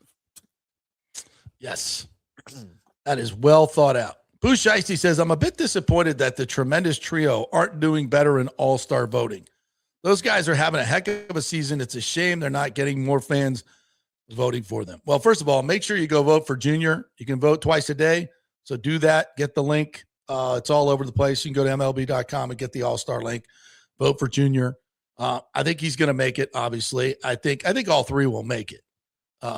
Just maybe not, obviously, the other two not by the fan vote, but I think all three will make it. And I think Rasmussen will make it as well. He should be on the – and Baker. Yeah. We could have as many as 5. So, by the way, we are thinking, Petermans, let me know what you think here. We're thinking about doing a all-star watch party right here at the studio and at Kingmakers. I got to approve it here with all the people. But so I'm floating this out, and I need some feedback from you guys. 2 things, Petermans. Do you want a table at Riveters tomorrow night? If you need a Peterman's table, tell me how many people are in. See what I could do for the USA. And number 2, do you want to do a watch party here for the All-Star game, which is July 14th?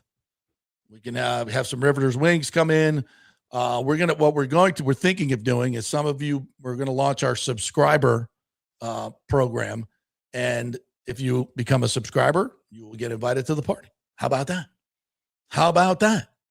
So let me know what you think about that, Petermans. Are you in for a all-star viewing party? Because we can have $10,000 buy-in, by the way. $10,000 buy-in to subscribe, by the way. It will be significantly less than that. All right, what else do we got here? I didn't have my glasses today, so I'm flying a little bit blind. Kurt says, yes, DeSantis supports the Raise Project. Yes, numerous organizations around the base support the Raise Project. However, with the Board of County Commissioners and the council, especially council, considering tax amendment, I don't know. Your interview with Clendenin gives me hope, but he is one of 7 on the council. Also, the misinformation out there. I recently spoke with a woman who is so mad about HC's role, she doesn't get that HC wants this. I know, it's crazy. So many people are so misinformed, bro. He finishes, politically speaking, 100% of the council is Democrat and maybe opposed to DeSantis. Clendenin doesn't portray himself to consider that. On the other hand, Wostall is GOP and is not aligned with DeSantis politics. Okay, Curtis, great questions, all of them. Politics, and I think it's obviously a good time to talk about this. I think you're reading too much partisan politics into this local deal. We are not the impotent, misguided, fully corrupt Congress in Washington. Okay, we're not where they feel like they have to play partisan politics. That's not what we do here on the local level. I've not seen that. So I don't think the letters matter. Thank God. So we can actually do stuff that's thoughtful and based on its merits and not dictated by a party system. That is just about keeping the other from getting any benefit, and it doesn't matter what good it is for the people. We just got to make sure the other party doesn't get any credit at all for doing anything for the people. They both work that way, which is why nothing ever gets done. I don't think that's a thing here. I think these are individuals who are looking at this in a very objective way. Most are. I believe Miranda is incompetent and should not hold office. That is my feeling, my opinion. Not just nice guy, but if you can't join the modern world and you're entrenched in these ridiculous old beliefs, you're not doing what's best But people elected him. He's duly elected. But I think in a situation like this, he should just resign because he has no idea what this is all about. He can't. He doesn't get the communication electronically like everybody else. So he's only one vote. Hertak is obviously Lynn Hertak playing politics with her mayoral campaign. I thought Carlson was doing that, but he's backed off that and is now listening and getting his answers. He was very adamant that he wasn't getting the information. That has been rectified. So the word is that he is very much engaged in trying to get to a yes vote. And that's not by, anything nefarious. It's just him getting them structuring this deal so he can support it. And the same with Guido Maniscalco. So I think there's 5 possible yeses. There's 3 not automatic, but you got 3 yeses. I think either Carlson or Maniscalco could both be a yes. And you've already got 5 on the county commission, so I'm not worried about that. So politically, I think that it's not partisan politics, thank God, Kurt. And I think this gets done. That's where I'm at. Alejandro, good morning to you, says the Evil Empire loses again. And thank you, the Tigers, for helping us raise. And let's go get the win with the Yankees, who's going to lose to Skowball on the mound. Yes, it's a good day to be a Rays fan. Let's be buyers this year. We're being buyers. We're buying. We're buying at the deadline. Yeah, I mean, I don't pay too much attention to the standings right now. It's way too early for that, but it's always nice to be in first place, right? Clendenin is the man. Love that guy. Yeah, all you Petermans need to write him a email and say thank you for your leadership, Mr. Chair. You are doing a hell of a job. Danny Boy talking about penalty kicks said, like Lala said last night, it's not a crapshoot. It's a skill. Yeah, it is an elite skill taking these penalties and stopping them. But it's such a mind game. It's so much more mental than it is physical. That's what I love about it. It is a chess match. All these guys do research on what the goalie likes to do, what the player likes to do. It's just like baseball in terms of pitchers and hitters. And it's a mind game. And some goalies do a great job of it. And then it's also a skill. It's everything, plus the pressure. It's fucking amazing theater. I love it. Rick says soccer, 2 hours of keep away, falling down, water breaks, extra time. Nobody knows when the game ends, only to be decided by penalty kicks. Yeah. Sounds like fun to me. Tomorrow versus Bosnia, we need to take care of business, says Danny. Damn right. You coming out to Riveters? Who's coming out and join me at Riveters? 8:00. How many do I need for the table? Let's go, Petermans. What you got? Buckin says, I don't like soccer, but I like winning. That's what makes it. That's what makes it fun. Sergio said, great games yesterday for the World Cup. They were. I can't wait to watch more today. Let's see if you can find the schedule for me, Timmy. Let's see what the schedule is today. Do we think the new pro rel in the USL will help grow soccer in the States? Oh, you mean the relegation? And I think it has a chance. I don't know much about it. I'm going to get my man Dan Lucas on. Are they doing that here now? Are we relegating? I think they are. Now? I think there's going to be some relegation with the USL. Yeah. Oh, okay. I was like, what league are you relegating to and from? Yeah, USL. That makes sense. What the Rowdies are in. Yeah. I think we need co-ed soccer here in America. I'd be more interested in co-ed soccer. Bucket says Lil John looks like Christian Pulisic. You think? I didn't get that feel. By the way, JP, I need to take exception to this right here. Okay. From right-brained. Tim's so ignorant, he doesn't want to understand the rules. So you're half right. However, I would replace the word ignorant because I will take offense and exception to the word ignorant. I am not ignorant. I am uninterested. I'm uninterested in learning the rules. In right brain, I know you're not a Peterman, but the Petermans don't insult people unless they get insulted first. So we try to keep the insults to a minimum here. That's for other places. Lowbrow. He didn't mean it as an insult. Maybe he just meant it. No, he insults you. He insults you all the time. I know. In case you didn't know. I know. I'll call that out. I don't think I know. I know it does. we don't like that. We don't do that here. So we're going to call it out when we see it. We don't need to be calling anybody ignorant unless they really deserve it. Let me know when you want the schedule, JP. We have the round of 32 schedule here. All right. What do you got? What do you got today? Today, I guess these are Central Time, so I will try to convert. 1 p.m. Eastern. Cote d'Ivory. I guess that's Ivory Coast. Cote d'Ivory, yes. We can't just say Ivory Coast. No. Nope. At Norway at 1 o'clock. Ooh, the rowers. That's going to be fun. At 5 o'clock today, your future World Cup 2026 champion France versus Sweden. I will watch that game. Oh, that's going to be a good one. Go France. Be a good one. Yes. Today, right as apparently we're going off the air, so it'd be noonish Eastern. England at DR Congo. Oh, wow. The colonialists against one of their colonies. Yeah. Yes. Yes, that's going to be a good one. Yeah. Tonight at 9 o'clock Eastern, Mexico at Ecuador. Ooh, Mexico, Ecuador. I keep saying at because it's the team on bottom and the team on top, and that's how I'm used to reading it. No, I think that game is actually going to be. Is that game in Mexico City? Is our good friend Greg Wolf calling that one? I have no idea. Mexico is playing in a knockout round game in Mexico City Stadium in Mexico. Yes. God, then why is Mexico the visiting team? Why are they the visiting team if they're in their home stadium? It's just like tournaments, where if they're they're supposedly neutral zone, but they're in a place that happens to be somebody's.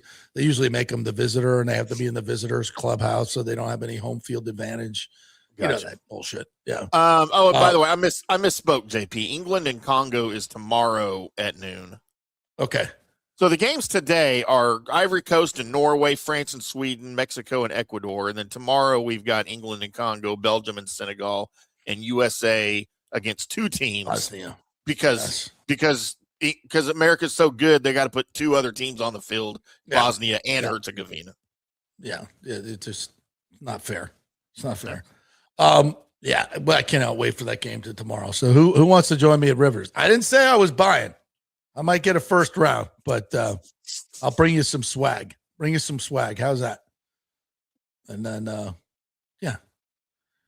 speaking of better off, FS1 has been better off without Acho. Yeah, I don't know. He's an acquired taste, but I think he's gone to the. Horns down for sure. Horns down, baby. All right, we'll take a break. We'll take our final break. We'll come back on the other side, get to the rest of your comments.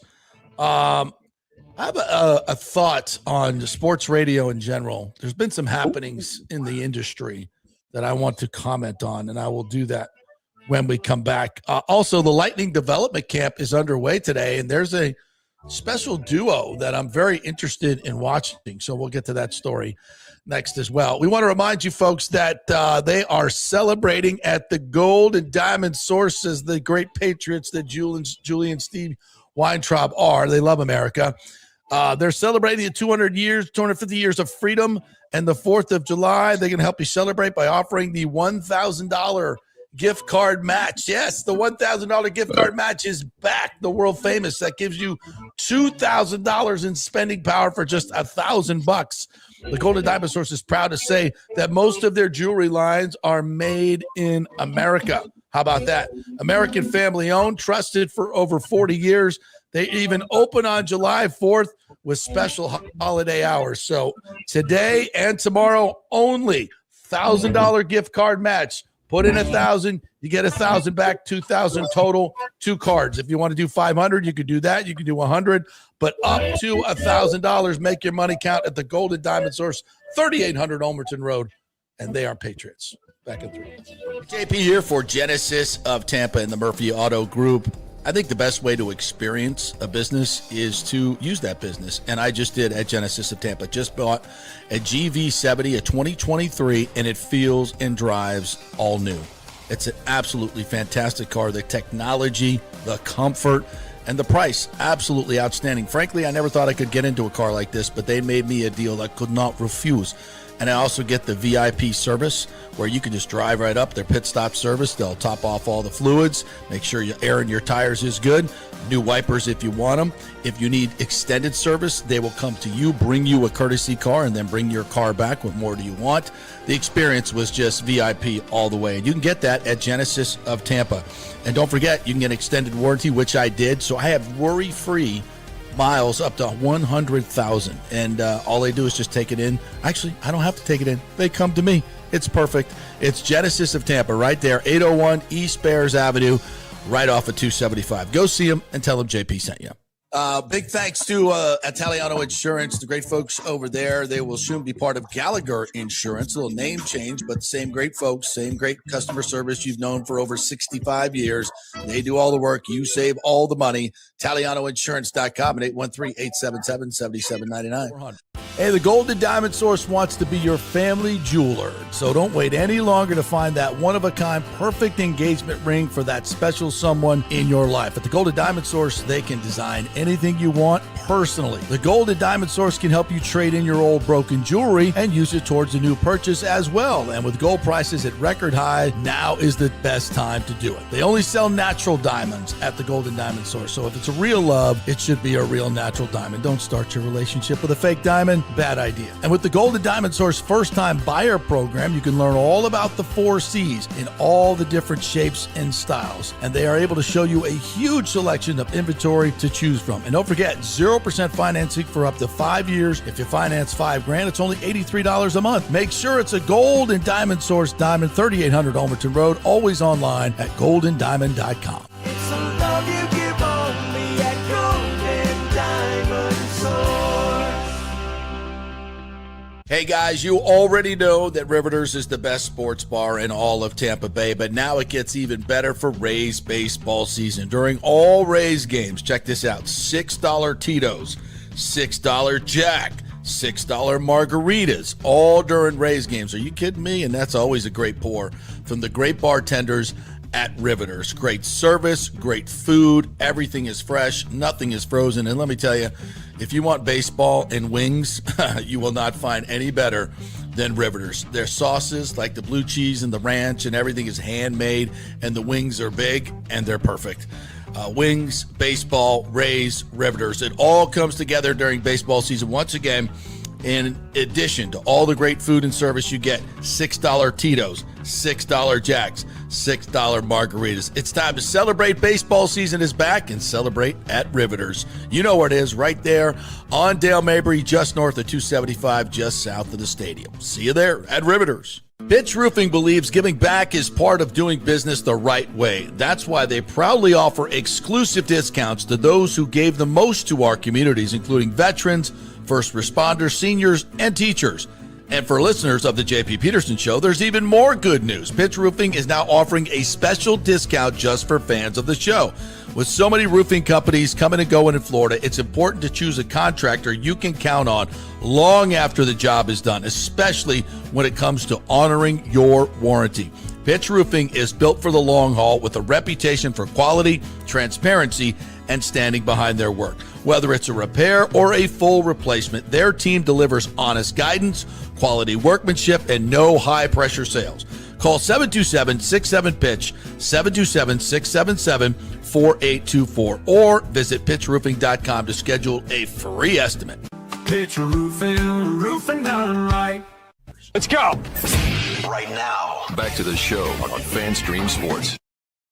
Yes, if I may add to the Pitch Roofing story, great folks over there. We went over there and met with them. One of the owners, Ron and Bill, they're a PR guy, marketing guy, does a great job, does all those great ditties, right? Those AI things. Get on the preferred client list at pitchroofing.com. And that means when the hurricane comes through and everybody's lining up to get a roofer to fix their house so they don't have a blue tarp for 7-8 years, you will be on the preferred client list. You'll already know who your roofer is. You'll know the deal. They have already inspected your roof, seen if you've had any damage. They'll come out and do all that for free, folks. Just call them. Say, hey, I heard you guys on the JP show. Would love for you to come out, give us a free estimate. Tell me if we got any damage. Tell me how it works. Educate us. That's what they do at pitchroofing.com. JP.com. So give him a call or email him. Tell him JP. Roofing done right. Thank you. Very nice. Yeah, well done there. That's real audio right there, folks. All right, let's get. So I wanted to talk real quick about this Terrion Arnold story. We talked about it last week. It's a crazy story. He's the Lions defensive back. Was the in Lions jail. defensive back. Yeah, he got cut by the Lions. He was their starting first round pick, starting corner. And because he was in jail and probably going to be there for a long time. But he was let out on bond, $1 million bond in Hillsborough County. He is charged with 3 counts of kidnapping, 3 counts of armed robbery, 1 count of conspiracy to kidnap, and 1 count of conspiracy to commit armed robbery. Prosecutors allege he was the primary conspirator of a plot to detain and pistol whip 3 people he believed had stolen luxury goods and $100,000 in cash from him. Who'll be walking around with $100,000 in cash? It's just Unbelievable. The last I've got it, but I don't flaunt it like that. Right. Keep it in my earning fanny interest pack. somewhere. I'm just saying. You think he had a Perhaps fanny pack? Like an he keeps it in a interest-bearing fanny pack? account. Like, how much is that? Like, if you got bands, like, enter Dougie, you'll know this. If you got one of those thick bands, of hundreds, how much is it in that? Is that 10, 15 grand? What is that? Yeah. 10 grand? So that's 10 grand. So one band is 10 grand. So you got to have 10 of those you could fit that in a fanny pack. Probably a big fanny pack. I got one of these, JP. Got this laying on my desk right here. It's What's the most savings. cash you've ever seen or handled? I paid cash for the Isuzu Rodeo in 1992. That was about for 14 grand. Dude, it was, I'd never heard of it. I went up to look, it's a story. I went up to buy a new Chevy Blazer. The You get free four-door WNBA Blazers. tickets with that? Dude, it was bad. It's cost me like 2/3 of what the Blazer was going to cost me. And I'd never heard of an Isuzu Rodeo. It was the first year they came out. Maybe it was 91. And so I went up, paid, and I was putting a down payment. I was putting a down payment in cash on the Blazer. And the guy's like, dude, you got it. And I saw it on the showroom floor, the brand new Rodeo. And I was like, oh, I think I'd rather have that. He's like, well, it's pretty much your down payment will cover it to pay for it. I was like, I'll take it. Dude, I drove that truck 400,000 miles. I took it skiing 3 times a year. Yeah, it was a 5-speed, no power windows, no nothing. Power steering, power brakes, but 4-wheel drive. Dude, I freaking loved it. That's one of the best trucks I ever owned. But yeah, how much so did you pay for it? Right around 14.5, and I had cash. So Well. Yeah, I used to manage a valet business in my college years, and we would on a weekend we could take in a couple $100,000, and we just had that in cash in a dresser drawer. That's where we kept it in the house. There's 3 really big Rottweilers in that house though, so ain't nobody. But yeah, that was the most I'd ever. That's a lot of freaking cash, man. I did not like being around that kind of cash. You know what's funny is I was watching one of these home remodel shows or whatever. And they were doing a house in Detroit that was built in the late 1800s. And it had this really weird feature where there was like a door, a steel door that had a spot for a lock. And then a steel door on the outside, one of the outside walls that was a chute that went down into the basement into another safe that was this big ass safe in the basement inside of another they had safe. A speakeasy. Yeah, maybe. No, and then what they did is they revealed it was Frank Navin's house, owner of the Tigers. And that's where the employees would come from the ballpark after every game, and they would drop the cash into that chute into his basement. And I was like, wow. Before nice depository at the house. Yeah. Very nice. He would personally take it to the bank, the next morning and count receipts and stuff. It was pretty funny. All right, so Terrion Arnold. Anyway, he is now out on $1 million bond. If you don't know the story, folks, this happened right here in Largo. This dude, he thought he knew the 3 guys that took the stuff, so he went so he had his boys go round him up and brought him to an apartment. According to police, pistol whipped the shit out of him. Then Terrion Arnold came over and continued the party, and then found out, oh, wrong guys. Wrong guys. Wasn't even them. Listen, if you're an NFL player, don't take the law into your hands. Go to court. The people. You think the real guys are somewhere just laughing their asses off? Like, yeah. I haven't heard if they ever caught the real guys. Yeah, I haven't either. I haven't seen. But how dumb do you have to be with a multi-million-dollar contract? I think we looked it up. He had $14 million total coming to him. That you over $100,000 cash. And I understand it's a lot of money. I get it. But why would you take the law into your own hands? How arrogant are you that you think that's a really good idea? And just out of touch with reality, right? Like, yeah. And so many living in a TV show or something. Yeah, like you're living in a TV show or online.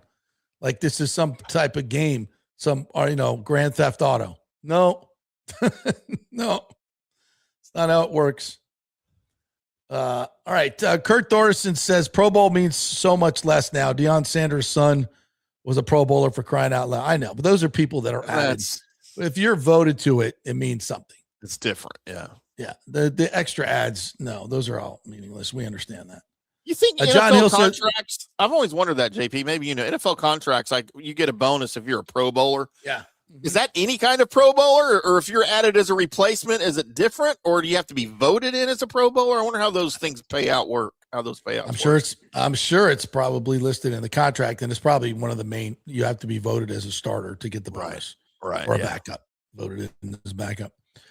John Hill says the World Cup games are played on only grass fields. So why does the NFL not require grass-only fields?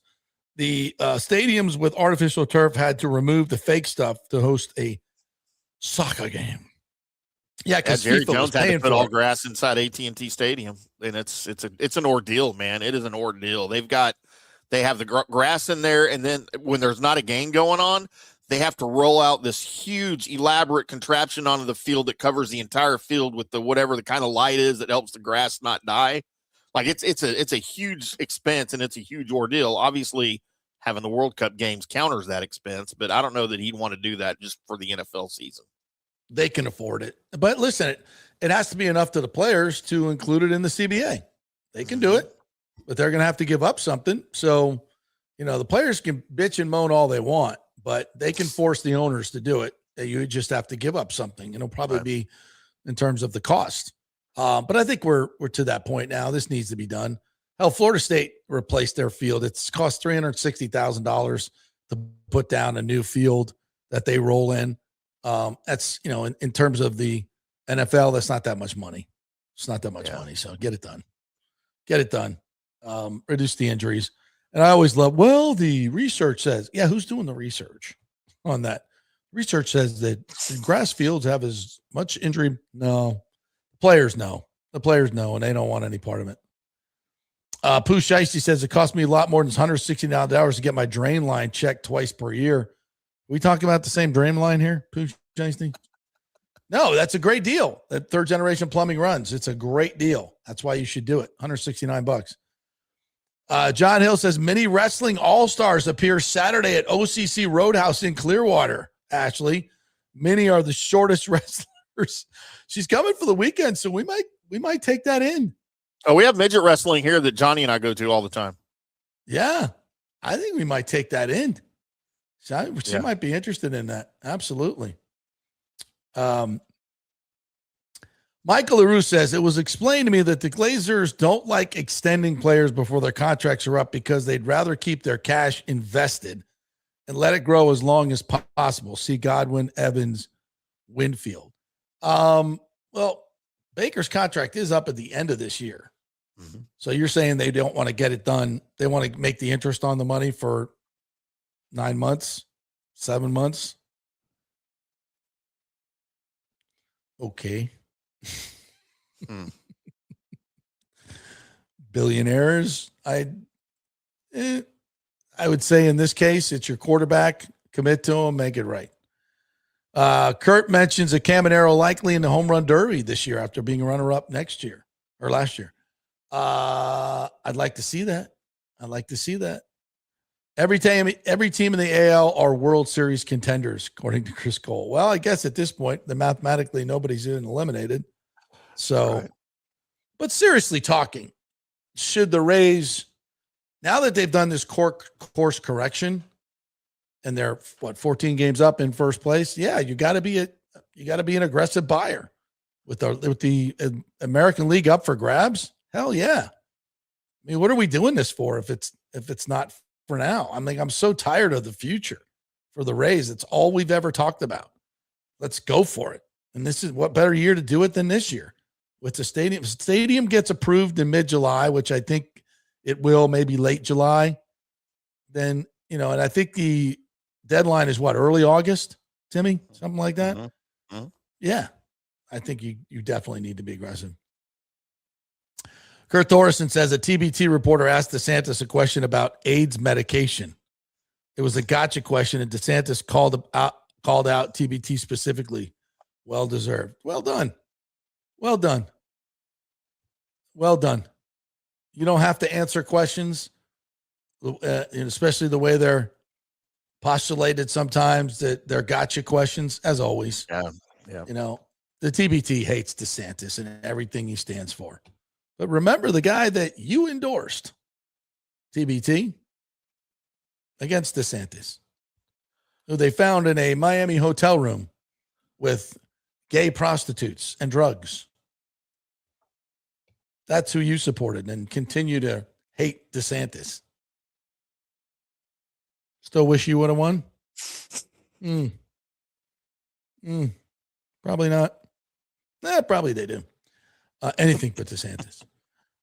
Kurt Thorson says, Miranda, Drew Park is fine as is. Drew Park has lovely scrap yards where you can get specific part for your car and sex toy shops. I know. We did a whole story on how awesome Drew Park is and how horrible this deal would be for Drew Park. The poor residents of Drew Park going to have to put up with construction of a $10 billion project and make their land worth 10 times what it's worth right now. Those poor people. I feel so sorry for them. Poosh Icy says, do you think the next governor will be supportive of the stadium deal? Do you think Hillsborough College will get additional money or support?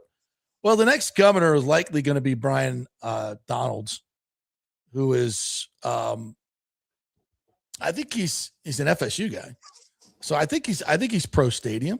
I don't know politically vis-a-vis DeSantis. I know, I don't know. DeSantis is supporting him. I know Trump is, but not sure what his relation is to DeSantis, to be quite honest. So there's no truth to the rumors I'm hearing here in Texas that Jeb Bush might be making another run for governor of Florida.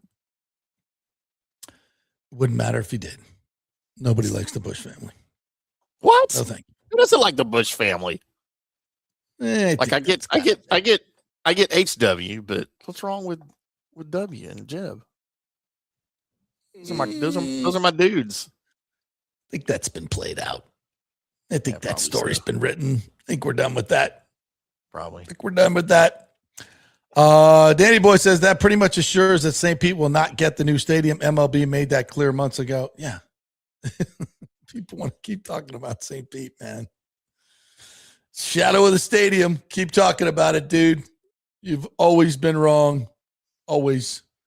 Thomas A. Casper said that number is really $150 million for ACC to go vertical and cutting edge remote learning. Yep. That's just the down payment. It's going to be $150 million. So yeah, once the train gets going down the tracks, and it's all good stuff for Hillsborough College. Again, go listen to the Ken Atwater interview that we did. He was in here on Friday. Really, really personalizes what's happening over there and how good it is for our community and what it means for our community. Especially the less affluent folks in our community that can't afford to go away to these 4-year colleges and all that. It's very, very economical to get that education here for so many people, and it's going to be so much better now. And this is money that would not exist if not for the Rays coming here and doing this deal. It would still be a dilapidated college and a bunch of parking lots that nobody uses. Danny Boy says Raleigh would be the most serious threat of the three you mentioned. I would agree with that. Raleigh-Durham has always had their shit together. They are voting on a $1.7 billion funding package in their legislature as we speak. I believe it's going to pass. So yes, Raleigh-Durham is a threat. And there are stories out there that the Rays have talked to them. I have not confirmed that. Would not be surprised if obviously Raleigh-Durham has reached out to them. Of course they would. Probably every day. If I were them, that's what I'd be doing. Raleigh is sending out emails to people about the Rays. My friend living in South Carolina got one. Yeah. Yeah, I wouldn't doubt that. I wouldn't doubt that. Don't fuck it up. People here. Pooh Shiesty says if Hillsborough County or Tampa City Council drops the ball, those other cities are definitely in play. But this deal is a meatball down the middle of the plate. We have to knock it out of the park. That's right. And why do you think all these cities are waiting for this great deal to come their way? Because it's a great deal. It's not what the opposition is telling you it is. Go learn about it. Understand it. There's plenty of information out there. You can watch any show I've done in the past 20 years. You get plenty of information. Shut up, Tim. Danny Boy says, I've been in the studio before, and I can tell you from experience, you will not be disappointed at all from Kingmaker. So, Danny, you coming to the All-Star Game party? You coming? Rick says, Miranda says the new technology is not needed at HCC. He grew up without a quill and ink school. The one-room schoolhouse was good enough for him. Yep. With all the grades in the same room. He's still waiting on the Pony Express. That's how we did to it get back there then. to bring his documents on the Rays deal, or the Nina, the Pinta, and the Santa Maria. They'll be back. Don't worry, Charlie. They're coming back. Stay by the dock. A $1,000 buy-in is only worth it for a watch party at Applebee's. I would agree with that. I routinely pay that just for a watch party at Applebee's. That's Tim's champagne room. That's right. Let's write it in. All right. Anything else we need to get to here in the comments? Some news from Tampa International Airport this morning. Starting in November, Avelo will have the first ever nonstop flight to McKinney. Our new airport. Avelo. Well, it's not a new airport. It's a new public airport. Oh, so we can fly Avelo from Tampa to Dallas. Into McKinney, yeah. You don't have to go to DFW or to Love Field, which is just so DFW, for those that don't know, is like right in the middle of Dallas and Fort Worth. It's the newer international airport. Love Field was the old Dallas airport. It's just north of downtown. That's where Kennedy flew into back in '63. McKinney, out of. Technically, he flew out of as well. Where we didn't want to hear in Dallas anymore. Where the runway coup took place when Johnson was sworn in after. Right there on the runway, right on the tarmac. His president. Yeah. They LBJ. McKinney is way north of Dallas. It's closer to me, actually. Straight up 75 north of Dallas, if you're familiar with the area. And it's an old airport. It's been there forever, but they're making it a public airport for public transportation because all of the growth is up here north of town. And it takes me an hour to get to DFW, and I'm right down the tollway from Love Field, so it's not inconvenient for me, but traffic on the tollway is so ridiculous. Though now they're trying to turn this DTX into a northern hub airport. So I'm here for it, man. Yeah, it's all right. All right. I'd much rather get Timmy to fly to Tampa. Yeah. All right. You're gonna fly on a Velo? Flying on a Velo? I don't even, what is a Velo? I don't even know what that is. Budget airline. Trying to take They're my just budget as safe car. as the other ones. They're just as safe as the other one. Ashley says, I would love to be around that kind of cash, you silly. Okay, honey. Bring home some bands tonight. What else we got here? He took the direction from O.J. Simpson, says Joe Ugenti on the our boy Terry and Arnold's reading from the O.J. Book of Success. If they steal your stuff, go steal it back. By the way, I guess they're not putting OJ in the new Highmark Stadium thing. Is that what I read? Yeah. You see that? He's out of the ring. He's out of the ring of dishonor. Doesn't seem Shocking fair. development. Ashley says we must attend the midget wrestling this weekend. It's right, insane. Oh, yeah. So you want to hear a funny story about midget wrestling? Wonder if they had. I wonder if they give you meat. Do they have meaty credentials for midget? So Is there a league? Is there a league? You know what? Too? I guarantee you they would let you in, JP, to cover it, and we'll talk about it on the show. So if you guys that watch a lot of wrestling, and I don't, there's a guy known as the Red Hat Guy, Rick Ackberger. He's the guy that's actually part of the broadcast from time to time that holds up the big signs, interacts with the wrestlers a lot in WWE and all of that stuff. He's a friend of ours, lives here. He used to do a show for us, actually, a wrestling show. So he went to midget wrestling with us, and that's what he's famous for. He wears the red hat backwards, kind of a blue mechanic shirt. Everybody recognizes him that knows wrestling, but he holds up these big, huge poster boards, right, during the matches in WWE. We went to midget wrestling, JP. He didn't bring poster boards. He brought index cards. Holding up index cards because it's midget wrestling. I love it. You got local news coverage, dude. It was funny. It was really funny. I love it. Oh yeah. By the way, development camp. The Big Rig's son has been invited to the Bolts development camp. Yeah, as has Sam O'Reilly and Jack Pridham, who played together in juniors and were such a huge hit. So now the Bolts traded for Pridham. I think I traded a 3rd round pick for him. So we reunite these youngsters, and they're going to play on the same team at the Lightning development camp. So we get a little info on that later today. That'll be fun. Pooh Shiesty says, Dr. Atwater seems like a good dude. He's so passionate about HC and the community overall. Yeah, because he sees it. He sees what it can do for these people. You know, when you get a job, it changes your life. When you get an education, you can get a job. And you get that degree, and it changes your life for so many people, for so many families. And that's what's so cool about this raise deal. 12,000 permanent jobs, 39,000 construction jobs. It's a big deal for a lot of people. And all that money, you know, all the people at Riveters, the servers at Riveters that are going to be serving these construction people, and all the businesses up and down Dale Mabry that they're going to be serving the construction workers, and all the local businesses that are going to be laying pipe. That's right. And fixing and installing air conditioners, you know, 3rd generation plumbing and pitch roofing. And hopefully they'll all be involved in the building of this. And that's what it's all about. That money is not going in the back pockets of Ken Babby and Patrick Zalupski. It's going into our economy to build a stadium. And that's a pretty cool deal. As far as allocating money, to me, it's the best you can do. All right. Thank you guys for jumping in, and let me know, hit me up on, you can hit me up on Twitter DMs or wherever you want to let me know if you're interested in coming to our All-Star Game watch party. Yeah. We want to do a subscription model. It's going to be, you know, $5 a month, folks. You know, we want to get some subscribers and get that stuff going as well. So we do a kickoff party this way, and then we'll have, you know, probably a meeting every quarter, some type of event for our subscribers. That sound fun, Timmy? We'll even fly you in from McKinney. I'll drive. Thanks. Yeah. All right. Have a great day, everybody. Go Rays today. They're in Kansas City. So let's get the 5-game to a 6-game win streak. Keep that rolling. Go USA tomorrow. We'll be at Riveters, 8:00 for that. And I don't know who I'm rooting for today, but probably all the underdogs to move through. So go enjoy your World Cup and your Rays, and we will see you tomorrow.